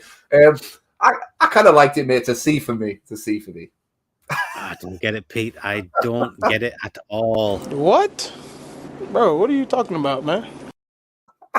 This movie was boring as anything, Pete. Let me give you the synopsis. Okay, this is synopsis for Mountaintop Motel Massacre.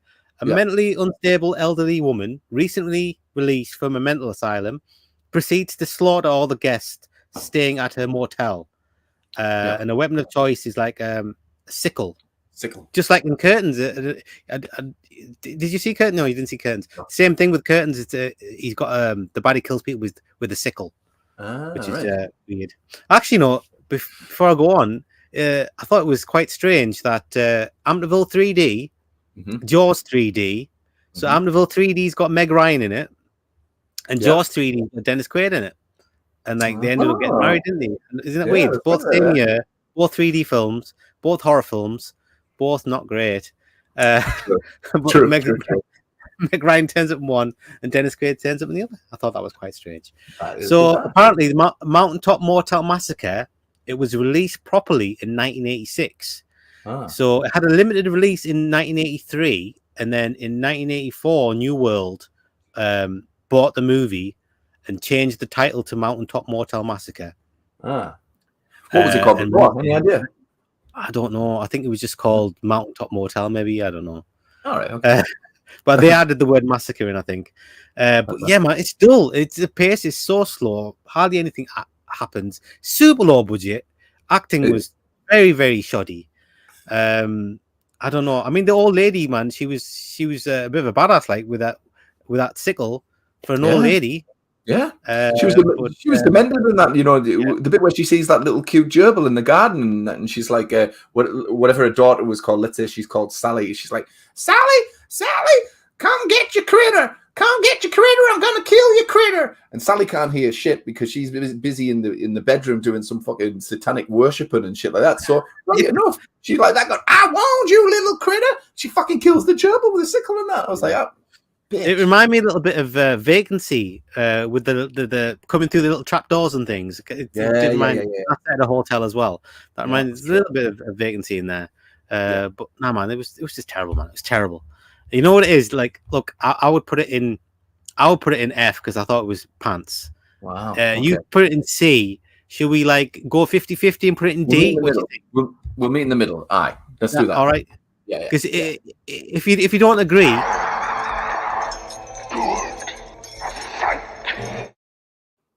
We can go at it, Pete. Don't agree. Exactly. But if you do agree, let's do that. Yeah, Yeah? I agree. Okay, we're gonna stick it in D because Pete's wrong on this one. It's rubbish, absolute shite. Don't watch this movie, man. Fucking sucks. So it goes in D, and that's generous. But that poster is wicked cool, man. I don't know who came up with that poster, but that's awesome poster, that man. It's quite scary. Like. It is, isn't it? And the bitch ain't even in the movie. Do you know what she looks like, man? She looks like that fucking woman on End of Days who looks after the daughter. She does, yeah. Miriam Margolyes, yeah. She does. Yeah, she looks like her. Yeah, Man. she's badass in that, isn't she? She kicks Schwarzenegger's ass in that movie. Totally. Convincingly as well. Very convincingly. Totally. Let's quickly have a look at these couple of comments. There's a few movies with the same title, but I think I saw that Frightmare movie on video a long time ago. At what point a bunch of people take a dead person and drive them around. Like Weekend at Bernie's. Dave said, I never heard of the Mountaintop movie before, haven't seen it. It's on, I think I saw it on YouTube, but no, man.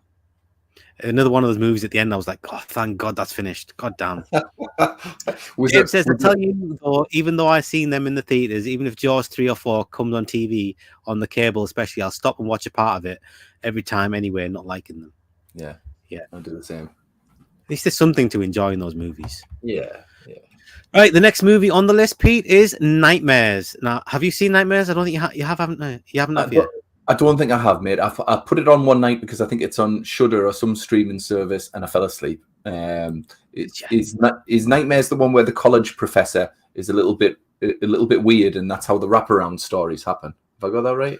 I don't remember exactly, but I do remember it's an anthology, and there's a few good stories in there, and none of them are very scary, but it's just a really enjoyable anthology movie in my opinion. And I like the one with Emilio Estevez where he plays computer games and goes inside the computer game.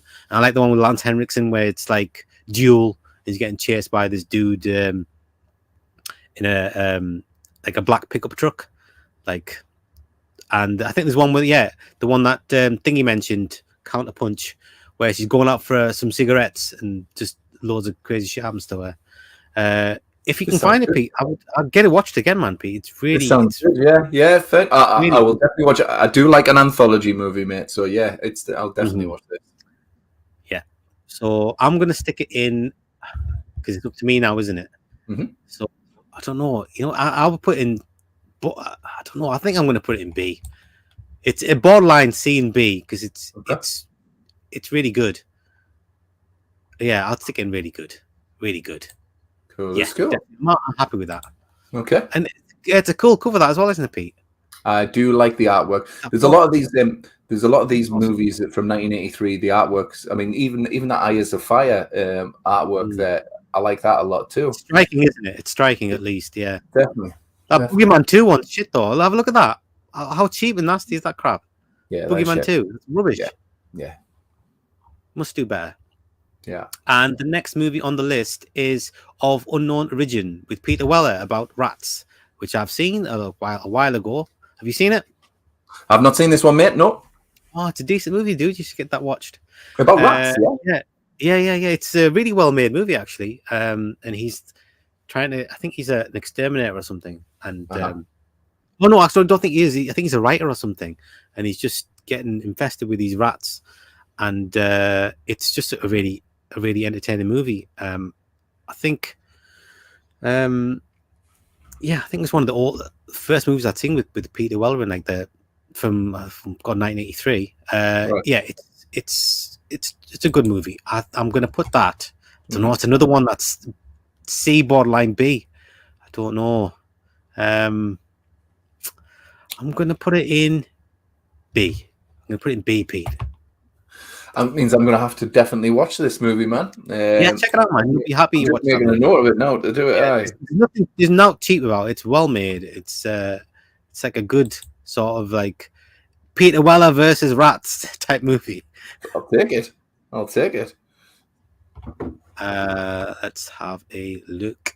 The next one, mate, is Panic Beats, which I've never heard of. You ever heard of that film? Never heard of this film. Never seen that cover before or anything, mate. Let's get that over on Not Seen.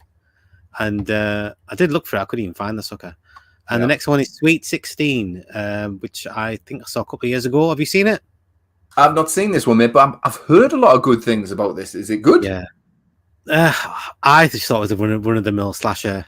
And yeah, I didn't find anything. I thought it was too much story, not enough action for my liking. But a cool poster. I'm going to stick that in C. It's like a one-time watch movie. Okay, doc. That's cool, man. We've only got 5 not seen. That's doing pretty well there. Oh, look, we've got Psycho 2 next, mate. Yes. What have you got to say about Psycho 2? I fucking love it. Yeah, Psycho 2, mate. I really enjoy it. It's it shouldn't have been as good as it actually is, if that makes any sense. Given the fact that it was how many years after the original.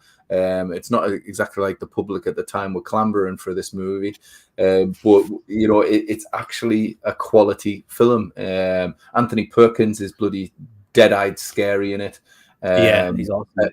Totally, and the dynamics of the story. You've got the lady who's essentially spying on him, but as the story grows, she kind of starts believing that it's not him at all, and he's this victim, and he's being framed and stuff like that. But all the while, as the viewer, you're thinking you're willing this person to get out. Although she does play a part in tipping him over the edge, right enough. In the fucking movie, she's not blameless at all in this movie. But I thought the conclusion was nice and satisfying, and I even like that ending where his mother, his kind of real mother. Is that the deal? His real mother comes back at the end and she hits her with the fucking spade. I like this movie, mate. I've watched it a fair few times, and whenever it's on TV, I'll sit there and watch it again and go to bed with a smile on my face. So it's I'm going to give this a very good mid. It's not quite S tier for me, but I'm going to give it very good. It's up there with. I've got to say I think it's like a super stylish movie, and it's super suspenseful, and it's actually scary. And having a scary, like an actually scary slasher, is a very, very rare thing, in my opinion. Agreed. And like I said, Anthony Perkins, man, he kills it in this in that role. Definitely. And in Psycho 3 as well, he makes the movie. But I think this is a really, really awesome movie. It used to scare me bad when I was a kid, man. Even though it's which is rare for a non-supernatural movie to actually be scary for me, but this one used to do it for me, man. No, I'm a huge fan of this movie. I think it's a class film. So I don't know. I mean, okay. Let's. I don't know. I think it's one of the best sequels ever made. I've got to say. Okay. In my opinion, I don't know. I'm kind of feeling like I want to stick it in S tier, Pete. Mate, if you want to stick it in S tier, do it. For me, like I say, it's a very good film, but you seem to love this movie. So if you love it, and it is, I cannot deny that it's a high quality film. So let's whack it in S tier. Yeah, I'm going to stick in S tier because I think it deserves it. Yeah, I like it more than I like the original Psycho. Yeah, I think it's that good. Yeah, no, fair play. Yeah, you all right with that then? I'm good. We've got our first S tier film, and that's Psycho 2. I'm happy with that. Right, the next movie is a movie I've never heard of. It's called Scalps. Don't even recognize that poster. No. But there it was. It's a movie called Scalps. You ever heard of it, Pete? Never heard of it, mate. Never heard of it. Straight, and they're not seeing them, I'm afraid. It looks like a cartoon. It does a bit, doesn't it? It looks weird, doesn't it? Yeah. Except the cartoons you get in the 80s. Except he's holding a scalp in his hand or something. Oh, he's just about to scalp somebody. I get it. Okay. Right, in the next movie, Sleepaway Camp. Yeah. Are you a fan, Pete? I like Sleepaway Camp, mate. It's a low budget, grubby little affair. It's kind of fun because it's so badly acted and kind of stupid.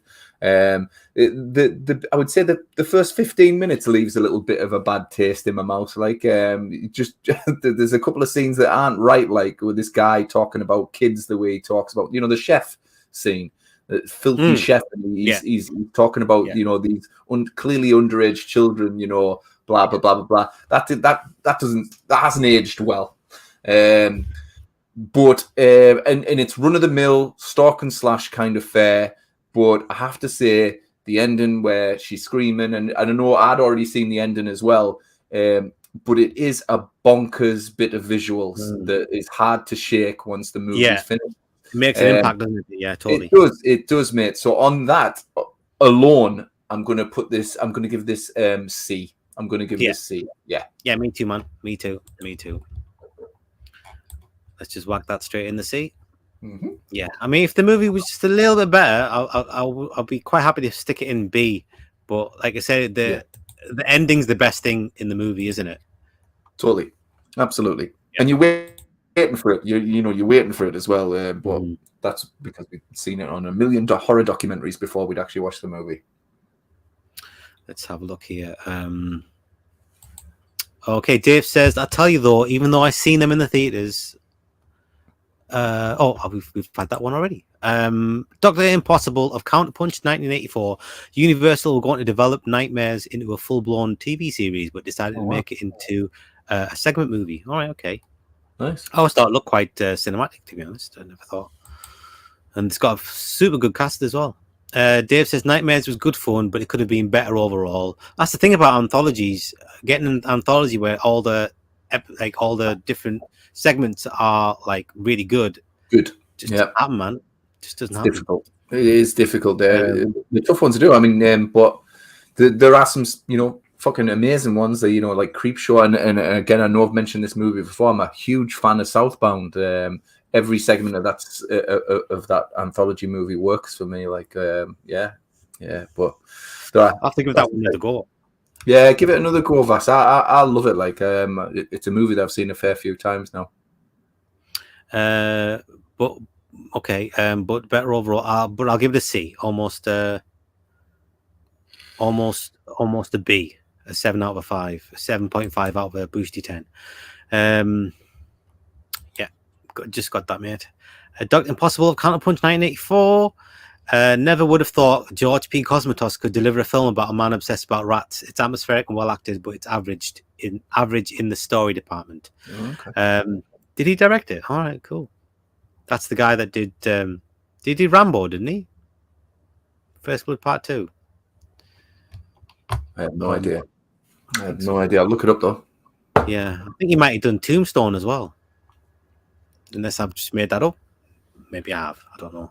Well, they say that Kurt Russell directed Tombstone. I don't know if you know that. A bit of trivia about Tombstone. The director, who's the director on the on the cover, was essentially a stooge brought in from the studio who was okay with Kurt Russell taking the reins to Tombstone. So the word is on the block that Kurt Russell pretty much directed the majority of Tombstone. Okay. Did a good job. Like, I'm surprised he hasn't directed anything else. Totally, Has he directed anything else? Don't think so, mate. Not to my knowledge. Not to my knowledge. I love Tombstone. Like, I think Tombstone's great. It's the cast, isn't it? The cast proper kills it in that movie. Yeah, Val Kilmer's just extraordinary in that film. Like, it's great. You've got Bill Paxton there. You've got obviously Kurt Russell fucking being cool as fuck Wyatt Earp, man. You can't go wrong. Like, especially that bit where he runs into the water and everybody's shooting at him and all the bullets are missing for no reason whatsoever. And it's in slow motion. He's going, no. I was like, this is brilliant, man. It goes like hard target. And fantastic. Awesome. Dr. Impossible of Counterpunch 984. That's a highly ambitious comment to make, Vass, about Psycho 2, but that it's better than the first one.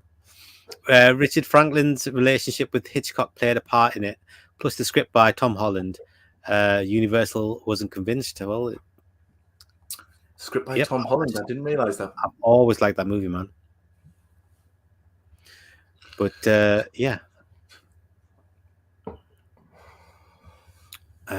shall we go on to the next movie? Let's do it. I've lost where I am now. Hold on. Comments. Thanks for your input, though, Dr. Impossible. And the next movie is Something Wicked This Way Comes. How do you feel about that film, Pete? I'm a fan of this movie. I've liked it ever since I was first time I saw it. I know it's a kids' film, but I think it plays pretty well like a horror film, and it's very, very atmospheric. It's cool little story, and everyone plays the part really, really well. Especially Jonathan Pryce there is cool, and the guy that plays the old dad, Jason Robards. Yeah, I think for a kids' horror film, I think this is one of the best, one of the absolute best. What do you think, Pete? Mate, you're gonna have to rate it because I ain't seen it. Have you not seen somewhere? Oh, God, you've I got to have watch not this film, seen man, it. Pete. Really? You've got to watch this film. Yeah, it's really good, man. It's Is really it like good. is it a BBC movie or something like that? No, it's a Disney film. It's a Disney movie. All right, okay. And yeah, but it's a really good story, and it's done really well, and it plays like a horror film. I mean, it's not full on horror or anything, but it's just like it's actually like a classic horror film in my opinion. You should check it out, man, Pete. Okay, no problem. I will. Who'd have thunk it? Yeah, who'd have thunk it? I think it's one of the scariest movies Disney's ever made. I'm gonna stick that. You know what? I'm tempted to stick that in here because I really, really like this movie a lot. Jesus. Yeah. Right, Although I showed okay, it to kids and they didn't dig it at all. But I'm gonna stick in here, Pete. Do it. I've definitely got to watch it now. Yeah, something wicked this way comes is in A tier because it's fantastic. Play. The next movie is Soul Survivor, which I've not even heard of. Pete, have you seen it? No, well, do you know what? I'm just going to look up, see who's in it because I might have seen it. The title rings a bell. Give it a synopsis as well, isn't it? Why don't you? Yeah, Soul Survivor, 1983 film. Right, it is a guilt-ridden survivor, Anita, who's played by Anita Skinner, of a big plane crash, becomes the butt of psychics' deadly jokes. No, I've not seen it. I have not seen this film. It's available on Shudder. It's got quite good scores. Really? Yeah. Maybe Shudder America. I'm sure. I checked for it. I couldn't see it. Maybe Shudder in America. Then I'm looking at the cast list. There's no one jumping out at me here or anything like that. It was distributed by Vestron Video, and they had plenty of releases out at that point in time. But no, that one's passed me by, my man. Right, the next movie is Spasms, which, dude, I watched that movie yesterday. Have you seen Spasms? I don't know. Let's have a look here. Why don't you grab a synopsis of it? Yeah, an ESP expert, played by Peter Fonda, studies a millionaire, Oliver Reed, who claims to be in touch with a giant snake from hell. Mate, I have seen this, but I've seen this on TV fucking years ago, I think. Because I remember Oliver Reed and Peter Fonda together in the same movie. I can't remember much of it, though, mate. I have to say I can't grade it, but I've seen this. The weird thing is, it's the second movie Oliver Reed made with bloody snakes. He made a movie called Venom in like 1980, which is, I remember watching that on ITV. I think ITV made the movie. And it's really good. From what I remember, like I haven't Venom's watched it. Good, Venom. Venom was like a really good movie with snakes in. But this one is, I don't know, man. I thought it was pretty slow going. The snake was rubbish. Mm-hmm. Most of the time, it was POV snake shots. It was all pretty daft. And Oliver Reed's got this like psychic connection with the snake. Yeah. And it's a lot of overacting happening there with Mr. Oliver Reed. But I tell you what, I'm not quite sure why it's called Spasms. I'll tell you that. But this movie's got bladder effects. It's gone the Beast Within that level of bladder effects. And I happen to have a clip. And you see if you agree with me, mate. Yeah.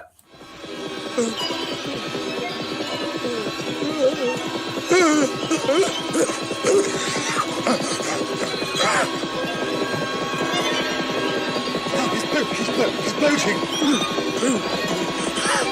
He's splashing about. Did you see that at the end there, Pete? Brilliant. My goodness.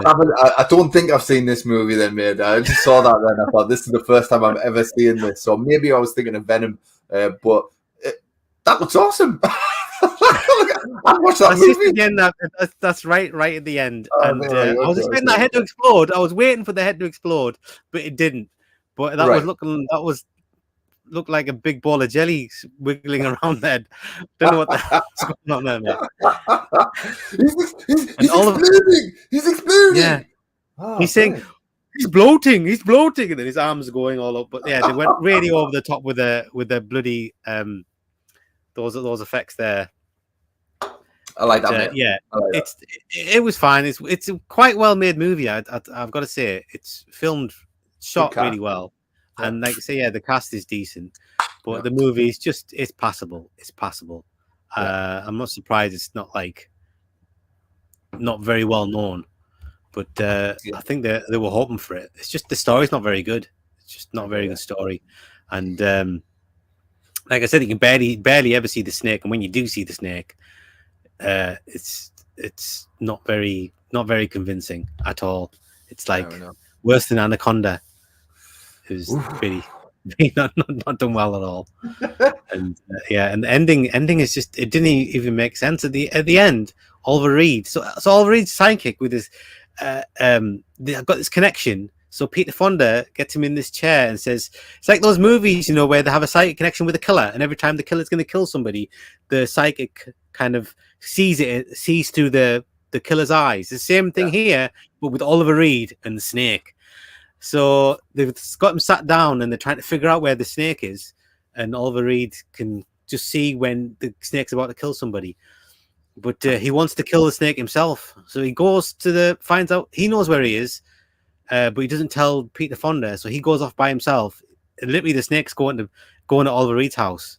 So he goes to his house. He's got this machine gun and he's looking for the snake. And then halfway through, he chucks the machine gun away, which I don't know why he did that. And then he has a fist fight with the snake, rolling around with this bloody snake, and then gets killed by the snake. And then Peter Fonda picks up the machine gun and kills the snake. I'm like, why didn't Oliver Reed why did he get rid of the gun? Could have just shot it. That would have been it. Anyway, staff. It sounds like you've just described my new favorite movie, mate. It sounds great. It sounds fucking brilliant. Okay. I watched it on YouTube. It's on 1080p on YouTube. You can watch it. Okay, but, there's long like segments where there's really not much happening at all. All that stuff I showed there was pretty much right at the end. I think Oliver Reed is his overacting is pretty entertaining, I've got to say. Yeah.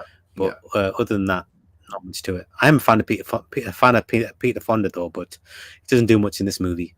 Yeah. There's another funny bit. It's like he's with his woman, and they figure out that the snake needs to go somewhere warm. So there's a big greenhouse. It's like on a campus where it's escaped the snake, and there's a big greenhouse thing. And the woman's saying, "Oh, don't go in there. The snake's gonna kill you." And Peter Fonda says, "I've got to go in there. I've got to kill it." And so he goes in there, and she's, "No, don't go in there. You're gonna die. You're gonna die." And then he goes, "I'm going in." And then she goes in there with him. No, they've got no weapons or nothing, and she just goes in there with him, and they split up. And I'm like, 2 seconds ago you were like, "You're gonna die if you go in there," and she just bloody goes in there, and Peter Fonda's like, "Come on in." Come on, It'll be okay. It's so ridiculous, man. Made no sense at all. Anyway, I'm gonna stick it in the. I'll stick it in the C. I think that's pretty generous of me, but I'll put it in the C. That's a rubbish cover. That I've seen better covers than that, but that's not very good. That's pretty low rent. That one, like. Yeah. It was a well-made movie. I'll give it that much. Right, the next movie is called The Alchemist, which I've not heard of. Have you seen it, Pete? Never heard of it, mate. No. There's a naked woman there on the cover. See that? Yeah. In a bottle, naked woman in a bottle, like one of those pens, like one of those pens that you turn over, man. Yeah, totally. Yeah. Let's have a look here. Dr. Impossible, Counterpunch 984, Vaz. Get the rejected score to Something Wicked by Delarue's terrific score. You'll see the film a different way. Watcher in the Woods was another highly unusual Disney film from 1980. I did watch that after I heard a lot of people saying it's a really good movie. I wasn't a huge fan of that one, I'm afraid. But yeah, that's like sounds like something I might want to do. Check out that score.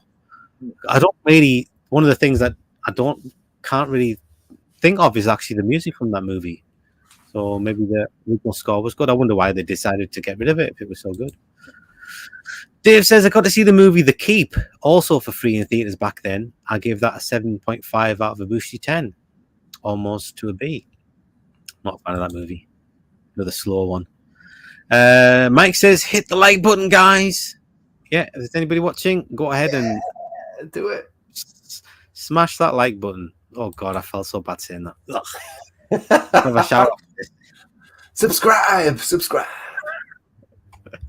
Dave Boosie says, yeah, no, we've got it, Dave, man. Absolutely got it. Right, how long have we been? All right, we're whizzing through these. Is it only 2, 4, 6, 8, 10 movies left? Right, let's whiz through these, Pete. All right, The Dead Zone, man. David Cronenberg's The Dead Zone. How do you feel about that film? I love The Dead Zone, mate. I think it's easily David Cronenberg's most accessible film. It's a fantastic storyline. Christopher Walken, who is always fucking brilliant, is always fucking brilliant. And he's brilliant in this film. Yeah. Martin Sheen is fucking great in this film. As he's essentially playing Donald Trump in this movie. It's a mean little horror thriller. It's tight. You care about the characters. You really care for Christopher Walken's character. Yeah. Actually, this movie's part slasher as well, isn't it, Pete? This movie's part slasher, if you think about it. The first half is about serial killer. The first half is about yeah. I like that. It's a movie of two halves, isn't it? So that starts off like that, and then the second half changes into this this thing about the guy's going to be present and going to set off, going to end the weapons. World. Yeah. No, I love this film. For me, mate, looking at the list and looking at the list earlier on, this is my S tier movie. For me, this is S tier. Yeah, I got to agree with you, man. This is a really good movie, and it's unusual that it's directed by David Cronenberg because it's actually got like engaging characters in it, like people that you care about, and it's got like an emotional core to the movie. You really feel for Christopher Walken all the way through. And I don't think David Cronenberg's managed to do that very much. He did it a bit in The Fly, but I think this movie was the one that really set him off to build up to The Fly. I think it was this, and then there was Videodrome. I mean, two really good movies, and then he came up with the Fly, and then after that, I don't know what the hell happened to the guy, to be honest. For me, David Cronenberg, kind of specializes in existential terror, in existential horror, that kind of thing. Where and that's exactly what I meant by saying that the Dead Zone is David Cronenberg's most accessible movie, because you don't have to be on that existential level that Cronenberg's normally on to enjoy this film. You can watch it as a piece of cinema. And you can, get into the characters, get behind the characters, that kind of thing. It kind of feels like David Cronenberg was doing this one as maybe a bit of a favor to get other projects made, maybe, because it just doesn't feel like a David Cronenberg film. But you can definitely see the stepping stones between this and Videodrome and The Fly. You can definitely see like a curve moving up to it, and it's just a really excellent horror film. A lot of David Cronenberg's movies, there's a bit of horror in it, and there's a bit of weird stuff in there, but this one is just a really, really good, it's a proper horror film. As is Videodrome, as is The Fly. It's sad as well, man. You know what I mean? Because when he comes out of his coma and whatnot, he's lost the love of his life, and that part of the storyline was really affecting, really nice as well. You feel sorry for this guy, and then he's sympathetic, isn't he? I love. And it's scary when he has the visions. It's a scary thing when he has the visions that you feel like, oh my god, it's and even though he's not just the look on his face. He's scared. You're scared of. Christopher Walken comes off as quite scary in the movie. I've got to say, even though he's not you don't think he's going to hurt but it's his reaction to it because he's has the fear himself. Yeah, it's a terrific film, man. No, definitely, you know what, Pete? I'll agree with you as well. Let's put that in S tier because I think it deserves to go there. Yeah, this is one of the best, I think, Stephen King adaptations that's going. Yep, and it might be. I don't know. It's like 3 awesome David Cronenberg films to choose from, and this is definitely one of them. 100%. Let's go. Oh, I've never read the book. Like, I wonder No. how similar it is to the. My missus has all of Stephen King's stuff, and she reads kind of loads constantly. So I think she's read it. But yeah, and she rates the book and she rates the movie as well. All right, let's get a couple of comments here. So keep up. Dr. Impossible, Counterpunch, 1984. I'm just going to say Dr. Impossible for now because it's too long to read that. I was never a fan of The Keep. Me neither, mate. There's great location work. Yep. Set design. Yep. Totally. By David Lean's. Oh, is that right? That makes sense. But the film is a mess. Paramount have virtually buried this film. I don't think Michael Mann is a fan of the movie either. There is a lot to like visually and like, but as a horror film, it's as if it's incidental. The fact that it's a horror film, it's you could take it as just a weird film with a weird story, but it doesn't play like a horror film at all. And it's there's a lot of it is just walking around this castle-y keep type place, and not that much is happening. But it's nice to look at. I'll agree with that. Totally is. Dave says I still have the Book of the Dead Zone. I read it. I saw the film on video back then. I'll give it an 8 out of Boosty 10. I'll give it a B here. Nice. Dave says I also have the novelization and read it as well. The movie Videodrome. I'll give it an 8.5 out of Boosty 10 here. I'll give it a B. Very good. Dr. Impossible. The Dead Zone was the best Stephen King adaptation for the screen by far. I don't know. That's quite a lofty claim there.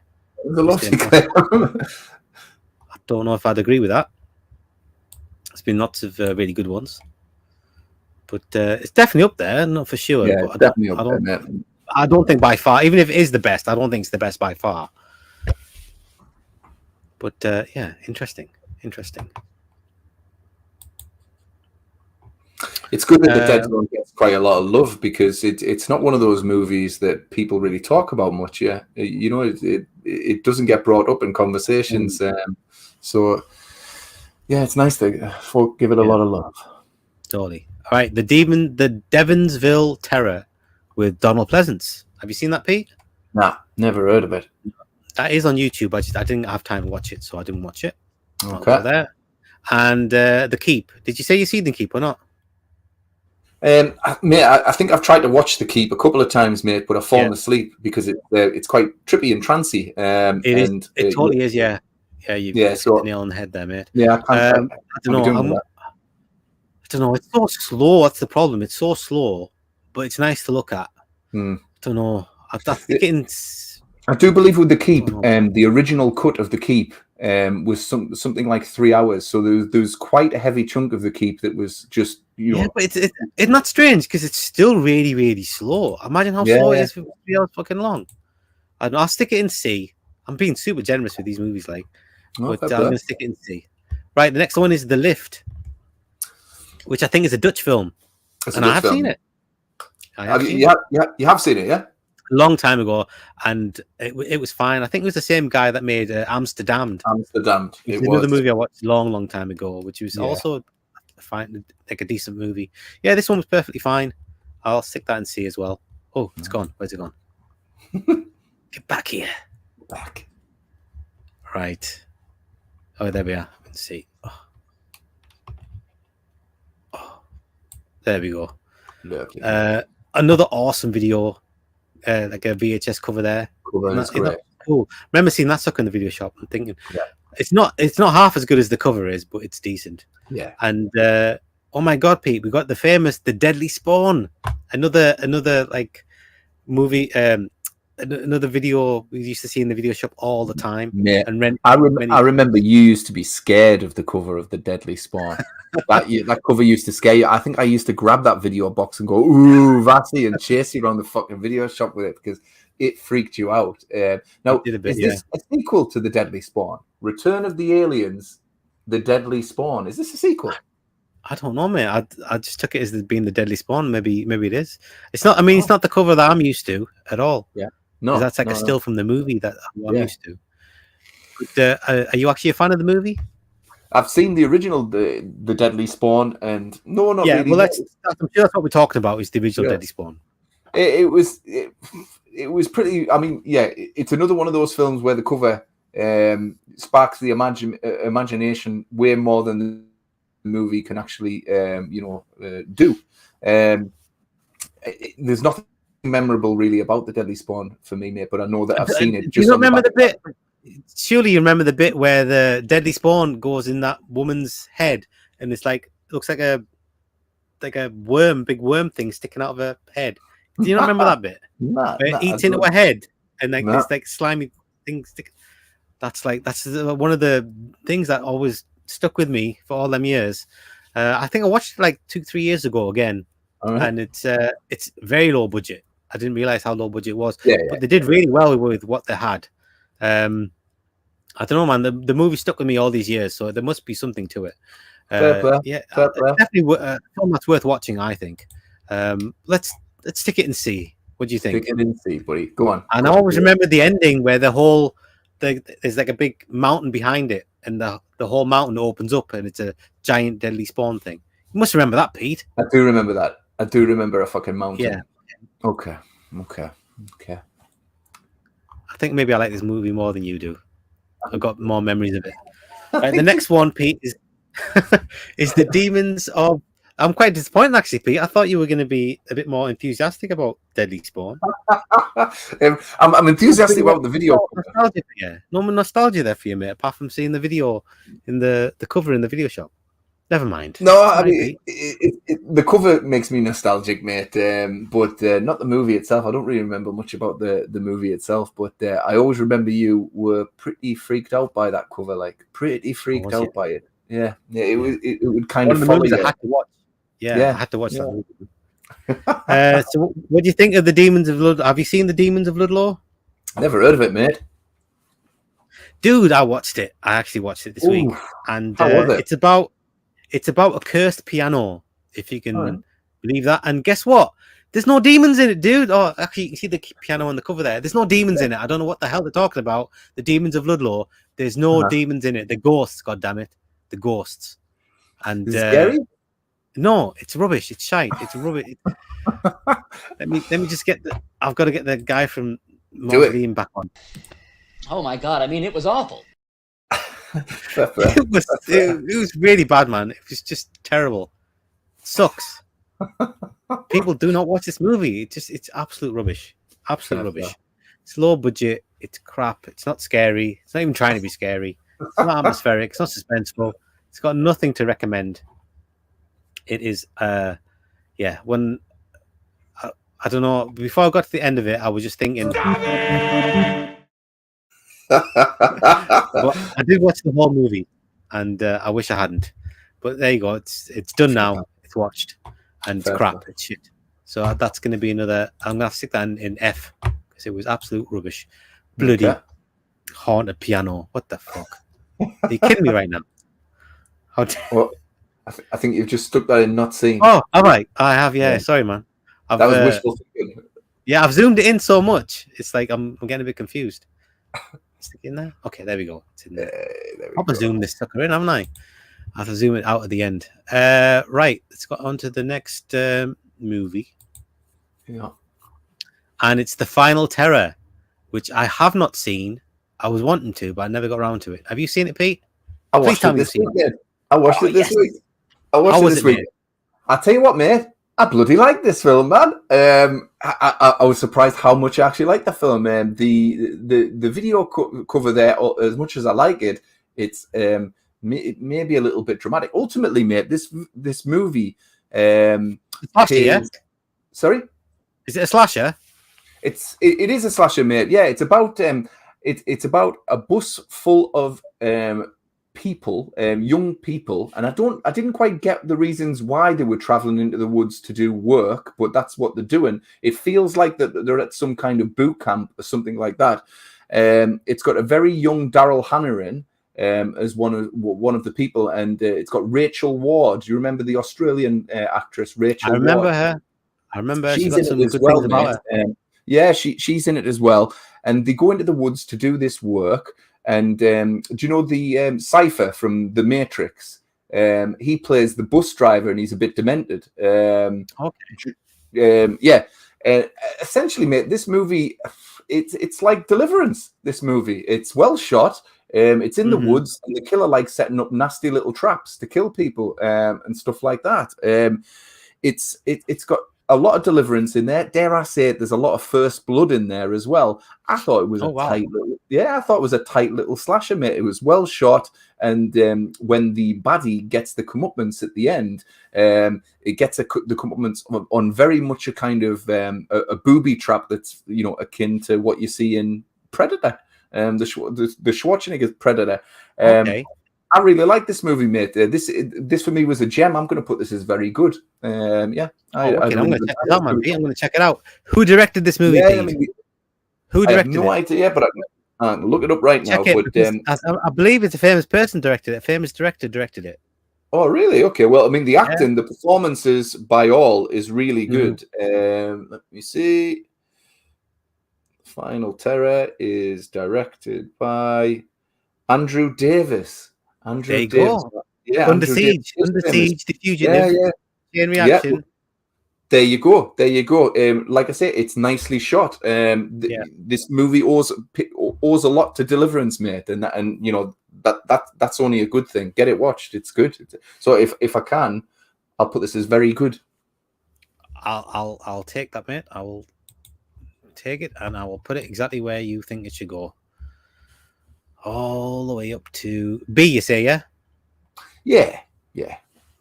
Awesome. So very good. The Final Terror is a very good film. Wicked, man. I'm going to check that sucker out, man. Right. And the next movie is The Hunger, which I believe is Tony Scott. And I have not seen this movie. It's a vampire film, but it doesn't look like the regular vampires, though. No, I think they're like the vampires without. Yeah, that puts me off, when they have vampire movies and they're not like proper vampires. Probably puts me off. New romantic vampires, you know what I mean? Yeah. So, that's not for me. David Bowie, bloody hell. Yeah. Not my cup of tea. The next movie is The Prey. I've never heard of The Prey. Actually, I think there's like 15 million movies called The Prey, but I've never heard of this particular The Prey. Have you? I'm gonna look it up, mate, because I'm pretty sure I've seen a movie called The Prey, but there is quite a lot of movies called The Prey, isn't there? I know, man. Okay, now I gave up looking for it because there were so many movies called The Prey. I thought I can't be bothered. Edward Brown, New World Pictures. No, I've not seen this film. It's weird because IMDb listed it as 1983, and other folk are listing it as 1984. But mind you, Wikipedia is 1983 as well, so it probably is 83, right enough. But I've not seen this film at all. No mistakes this week, Pete. I'm not making any mistakes this week. I double checked everything. No. God damn it. I'm not having anybody tell me it's the wrong year anymore. Right. No, you're right. Yeah. I already had this. I already had this last week when I didn't put the Entity on there. I had this reaction. The Entity. Oh, how could you miss the Entity, lass? No. Anyway, the next movie, 3 movies left, Pete, and they're all bangers. Yeah. The next one is Twilight Zone, the movie. And honestly, man, Pete, this is one of the movies that got me into really liking horror. It's the wraparound and the final one, Terror at 20,000 feet, whatever it's called, with John Lithgow. Yeah.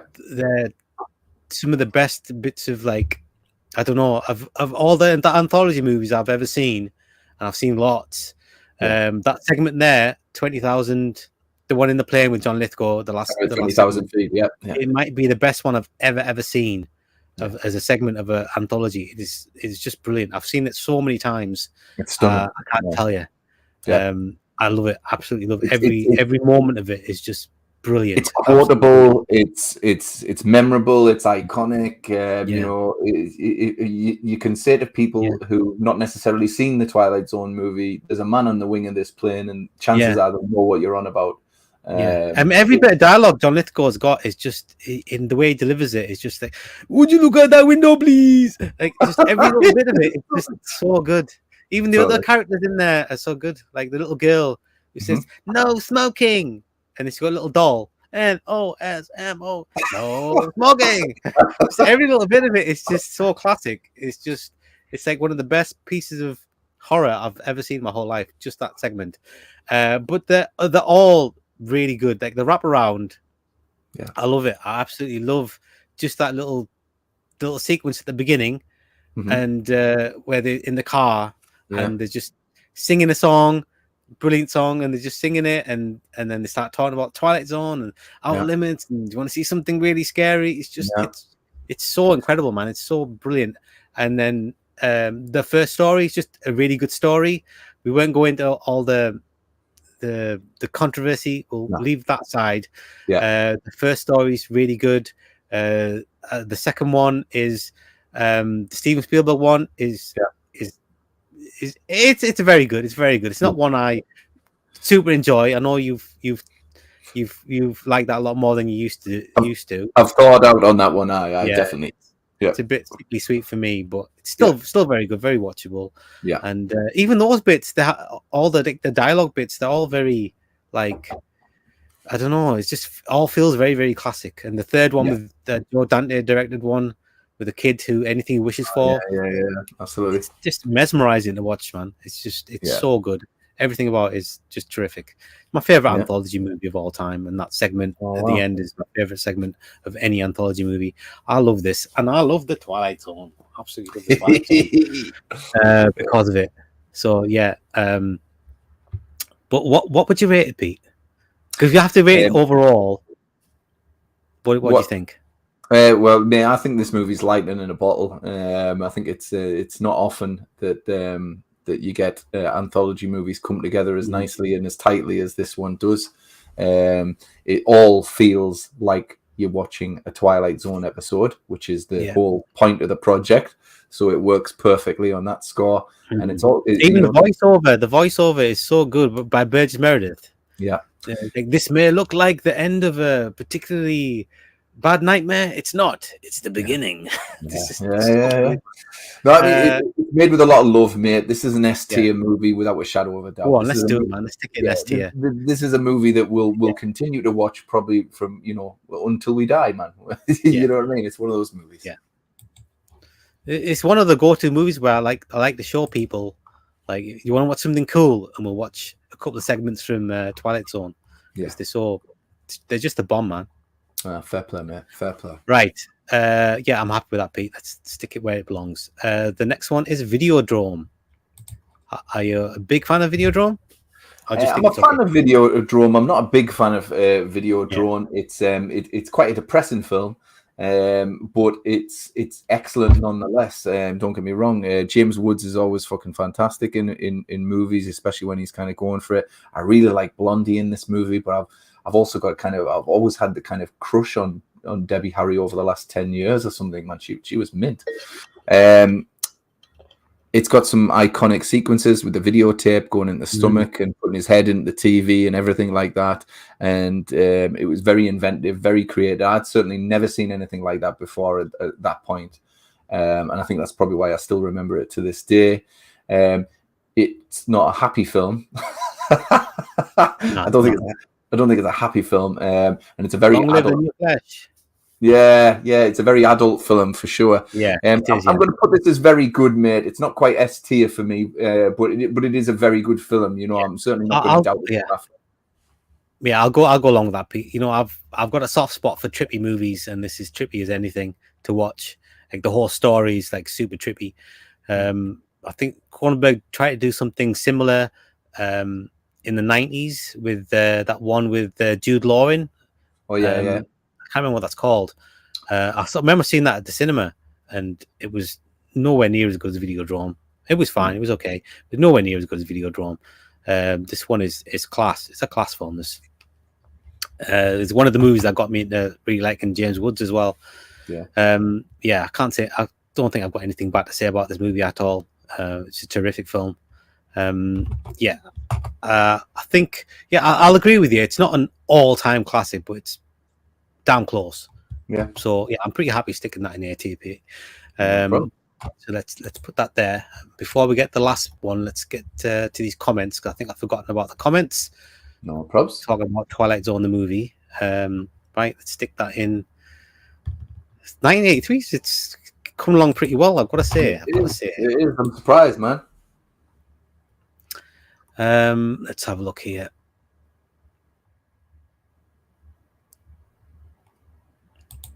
Dr. Impossible says Dick Mast, he directed it. He's still making movies now, I believe. Wow. I think I saw a Christmas movie that he directed. I don't know if he's done any English language films, because all the ones I've seen have been dubbed. Yeah. I'm not sure. Yeah. Dave says the Deadly Spawn I saw on video ages ago, and I give it a 7 out of the Boosty 10. See here. Yeah, take that, Pete. Dave says later on in the movie, Deep Rising did the same stick at the end, at the ending of its movie, just like Deadly Spawn did. It did, yeah. It's like a big, massive one at the end, isn't it? And Dutch film buffs here. Hi, mate. How are you doing? Final Terror, Dead Zone, Videodrome, Psycho 2, and the Austrian movie Angst are my favorite horror films from 1983. I knew you'd come up with one that's not on my list. God damn it. I'm the only person in the world who's seen that, who's even heard of that movie. Yeah, cool, man. It's a good selection of movies there. Yeah, definitely. Yeah. Hi, mate. Dr. Impossible says The Hunger, a nice long TV advert with soft lighting and stunning urban interior and exterior scenes. Yeah. There you go. I think they even made a TV series of that, didn't they? They did. Yeah. Dave says The Hunger. I also have the book. Read it and saw the movie on video back then. It was a little too slow for me. I imagine it would be. Yeah. Yeah, like nice to look at, but like just not much to it. It was good and artistic, too slow paced. I give it a 6 out of the Boosty 10, a C. Mm-hmm. Dr. Impossible of The Hunger even had a there you go, a spin-off TV series produced by the Scott brothers. Oh, I miss Tony Scott. Never mind. Yeah. Dave says I saw Twilight Zone the movie on video back then. I give it a 9 out of Boosty 10, B plus. Very good. Yep. Yeah, I never saw Twilight. The first time I saw it was when it came on TV, and I had it taped off the TV. The first time I saw it, Vass, is when you put your tape on for me.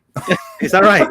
Yeah, it was taped off the TV. You'd edited out the adverts, and I did. Yeah, absolutely. Immediately fell in love with that film. Dr. Impossible and Oliver Stone as the pilot on the plane with Lithgow going nuts. Oh, I never knew it was Oliver Stone. Oliver Stone's not the pilot. No, Oliver Stone's not in that movie. I'm pretty sure. Check that out for us, Pete, while I got the next comment, because I've seen it so many times I would have recognized Oliver Stone in there. Dave says, yeah, I was kind of odd you missed the end today. I'm sorry I called that out. Lol, again, it was no offense, but I remembered it because I saw it at the theaters back then, and I liked the movie too. Yeah. Oh, Mr. Entity. Yeah, got it, mate. I mentioned the Entity because I saw it in the theaters and I also liked it. Lol, like I said before, mistakes happen. That's why pencils have erasers. Absolutely. It was on my mind as well. It was one of the ones that came up when I was thinking of 1982, but for some reason I just left it off. Dave says, sorry about the typos and sorry for double posts. As I said before, after I move posts, it still shows up. No problem. Dr. Impossible, good score by Goldsmith to the Twilight Zone. Yeah, totally, man. Every segment's got its own score to it, isn't it? And the Steven Spielberg one's very Steven Spielberg. And but the last one, that's also got a fantastic score, man. Really builds up the suspense, the one with John Lithgow. Some stories were fine, but the Lithgow segment was the best and directed by George Miller. Yeah, I'm really glad they gave that to George Miller to direct that one, because it was seemed like a strange choice. Like you got John Landis, Joe Dante, Steven Spielberg, and George Miller kind of seems out of the bunch, doesn't it? But and he ended up doing the best one of the lot. So that's that's amazing. Dave says, Existence. That's right. Yeah. Existence, yeah, that's it. Yeah. That's it. I can't find if Oliver Stone was in this movie, mate, to be fair. I don't think he was. I really don't think he. Yes, yes. I'll take your word for it, Dr. Impossible. You the man.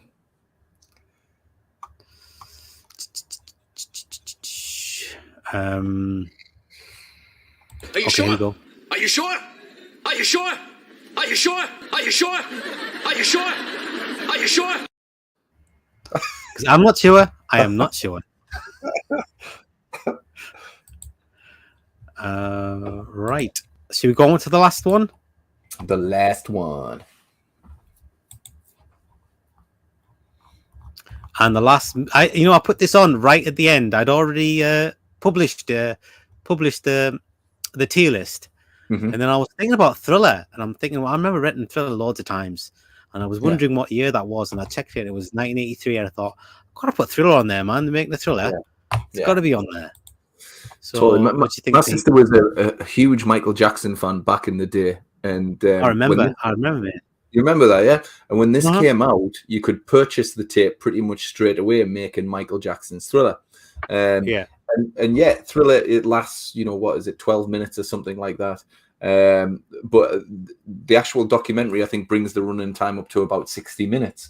And the documentary itself is just as good as the video because it's got a hell of a lot of kind of awesome clips from American Werewolf and stuff like that. You get to hear John Landis waxing lyrical about making movies. You get to see all the behind the scenes makeup stuff. So I love the documentary stuff, and you get to see that really kick-ass performance that Michael Jackson did of Billie Jean at the Grammys. Right. Fucking hell, it was awesome performance. But so I really love the documentary aspect.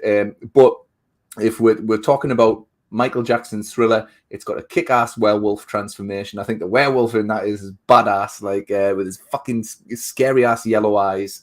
The zombies are fucking pretty cool. The bit where they chase Ola Ray up to the house and fucking arms are dropping off and everything like that. It's proper horror film. I think it's probably the greatest music video ever made. I don't think it's been topped since.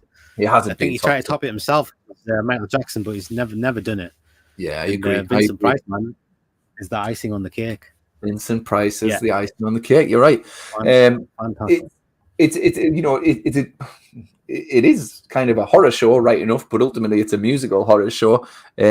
Still, if I've got to rate, you've probably got to put it. Well, you've probably got to put it in S tier because it's Michael Jackson's Thriller, isn't it? It's Michael Jackson's Thriller. I agree. I totally agree. I absolutely agree with you.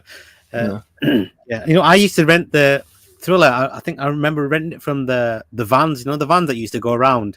You could rent movies from a van that used to come around. Video van, yeah. I think the first one was free. I think I rented Thriller. Nice. Yeah, it's a good show, and like I say, it's a tight documentary as well. Like that 60 minutes flies over, and if you're into horror at the time, like we were, seeing these little snippets of American Werewolf in London, that kind of thing was just awesome, to be fair. Cool. Right, let's zoom out a bit and let's see what we've got, Pete, because that was the last movie. The last movie, right? Okay, I'll get my calculator out. So in S tier, we've got Twilight Zone the movie, Psycho 2, The Dead Zone, and Thriller. Are you happy with all them there, Pete? I am happy with that, mate. Yep. Great. So we've got 5. We've got 20 there. Yep. Yeah, and A tier, we've got 3 movies: Christine, Something Wicked This Way Comes, and Videodrome. So that's 9. Yep. And in B tier, we've got 4 films: Cujo, Nightmares of Unknown Origin, and The Final Terror. That's 8 points. And in C tier, we've got 2, 4, 6, 8, 10 movies. That's 10 points. Okay. D tier, no points, 3 movies. Yeah. And in F tier, we've got 3 movies, and that's minus 3 points. Okay. And what did we get as our total? 44. 44. 44. Not bad, actually. I saw a few movies there, and I'm pretty happy we only got 1, 2, 3, 4, 5, 6, 7, 8, 9, 10, 11 not seens. Pretty That's good, not man. bad. Pretty good. I was worried when I saw that list, right enough, but that I hadn't seen. So between us, I think we did pretty well watching some movies in this week from that year. Yeah, because a bunch of those movies I would have never seen. and a bunch of them I wish I hadn't seen them, but anyway, it is what it is. We got there. I So, still feel pretty sad. I still feel pretty sad that the Mountaintop Hotel Massacre has got nil points. But never mind. I have to say the Final Terror was my gem of the week. Right enough, I really like that. Cool, man. Yeah, it was great. Yeah, unfortunately, I didn't have any gems this week. None of them were great. Yeah, but at least I can add 4 or 5 movies to the number of horror movies I've seen, so that's 100%. good. So what year are we going to do next week, Vass?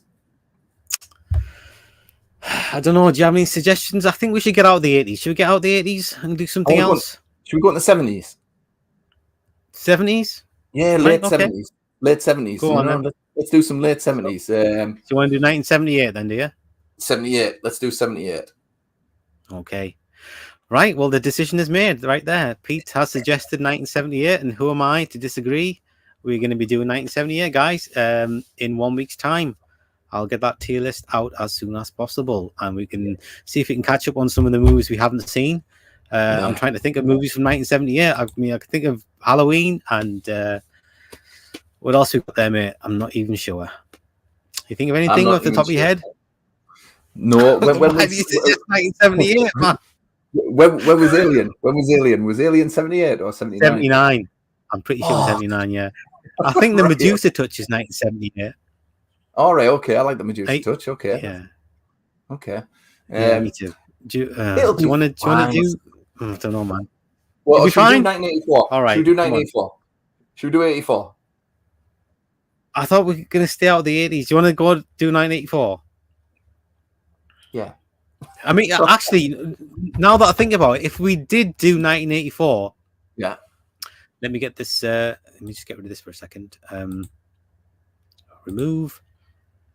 If we do 1984, that will mean. Is that there? That's it there.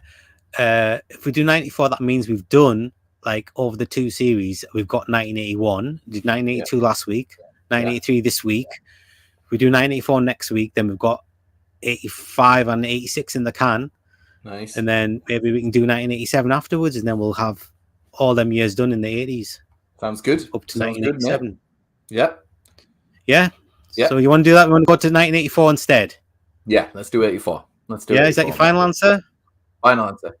84. All right, 84. mate. I'm a bit more comfortable with 1984. Nightmare on Elm Street's going to be in there, and Nightmare on Elm Street's going to be in there. Absolutely, mate. Yeah. There's some good movies in 84. I'm pretty sure. Yeah, cool, man. Let's do that then. Let's go to 1984. Oh, right. Do we class Gremlins as a horror film? Because that's totally, absolutely. Nice. Okay. Hell, was this Ghostbusters in there as well? Because it's got horror in there. There you go. 3 bangers right there. Exactly. Okay. Yeah. So yes, next week is not 1978. We'll save that for another week. We're going to do 1984.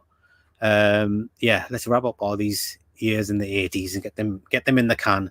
Sounds good. Yeah. So we had what was the score again, Pete? Because I'm going to need to get it saved. 44. 44. Okay, 44 this week. 50 for 1982. Right. So we actually, if I can just, so where would that be on the leaderboard?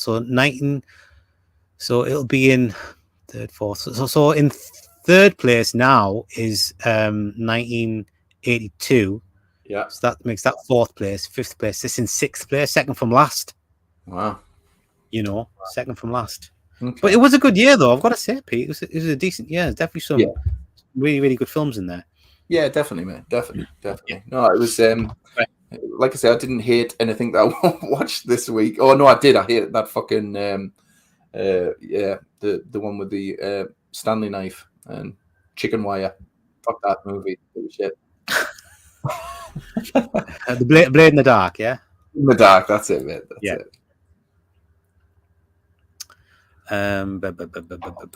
Okay, right. Dave says, plus, no offense, but there was also a movie called Time Walker you guys forgot to feature on last 1982 stream. It wasn't all that good of a movie. It even had a cliffhanger and never had a sequel either. Never mind. Time Walker. Dave says, I give Time Walker a 3.5 out of Bushy 10. Don't know, it doesn't sound like a horror film. Sounds like more of a sci-fi, but maybe I'm Yeah. wrong. Dutch Film Buff says, I own the Dutch rental tape of Mountaintop Hotel Massacre. The movie sucks quite a bit, though. God damn it, does it? It bloody does. Can't believe you own it. That's amazing. The Dutch film, 1978, Dawn of the Dead. Dawn of the Dead. Dawn of the Dead. Oh, Invasion of the Body Snatchers. Snatchers. Oh, we're definitely going to do 1978, man. Yeah. Definitely gonna do that. That was another great stream, guys. Not just book kissing, but it's comforting here. Yeah, you're always welcome here, Dave. Always Absolutely, welcome. man. Absolutely. Jaws 2, mate. It was 1978 also. 78 sounds like a good So year. and you pay to see that at the cinema as well. Yeah, man. Okay, so 78, it's looking good for us. But we're doing 1984. 84. That's final decision. 84. Yeah, we'll get there in the end. We're only on episode 3. So Yes. yeah. All right, guys. So we've been on even longer than last week, which I'm surprised about because we had fewer movies and we had hardly any new movies to talk about, but we've done really well. Dutch Film Buff says, thanks for the stream. Read that, Pete. I can't even talk anymore. Thanks for the stream, guys. Have a nice night. Smiley face emoji. Thank you. And Dutch Film on Buff. that note, guys, we will see you soon. Thank you very much for joining us. I hope you had a good time. We've had a great time. You, Pete?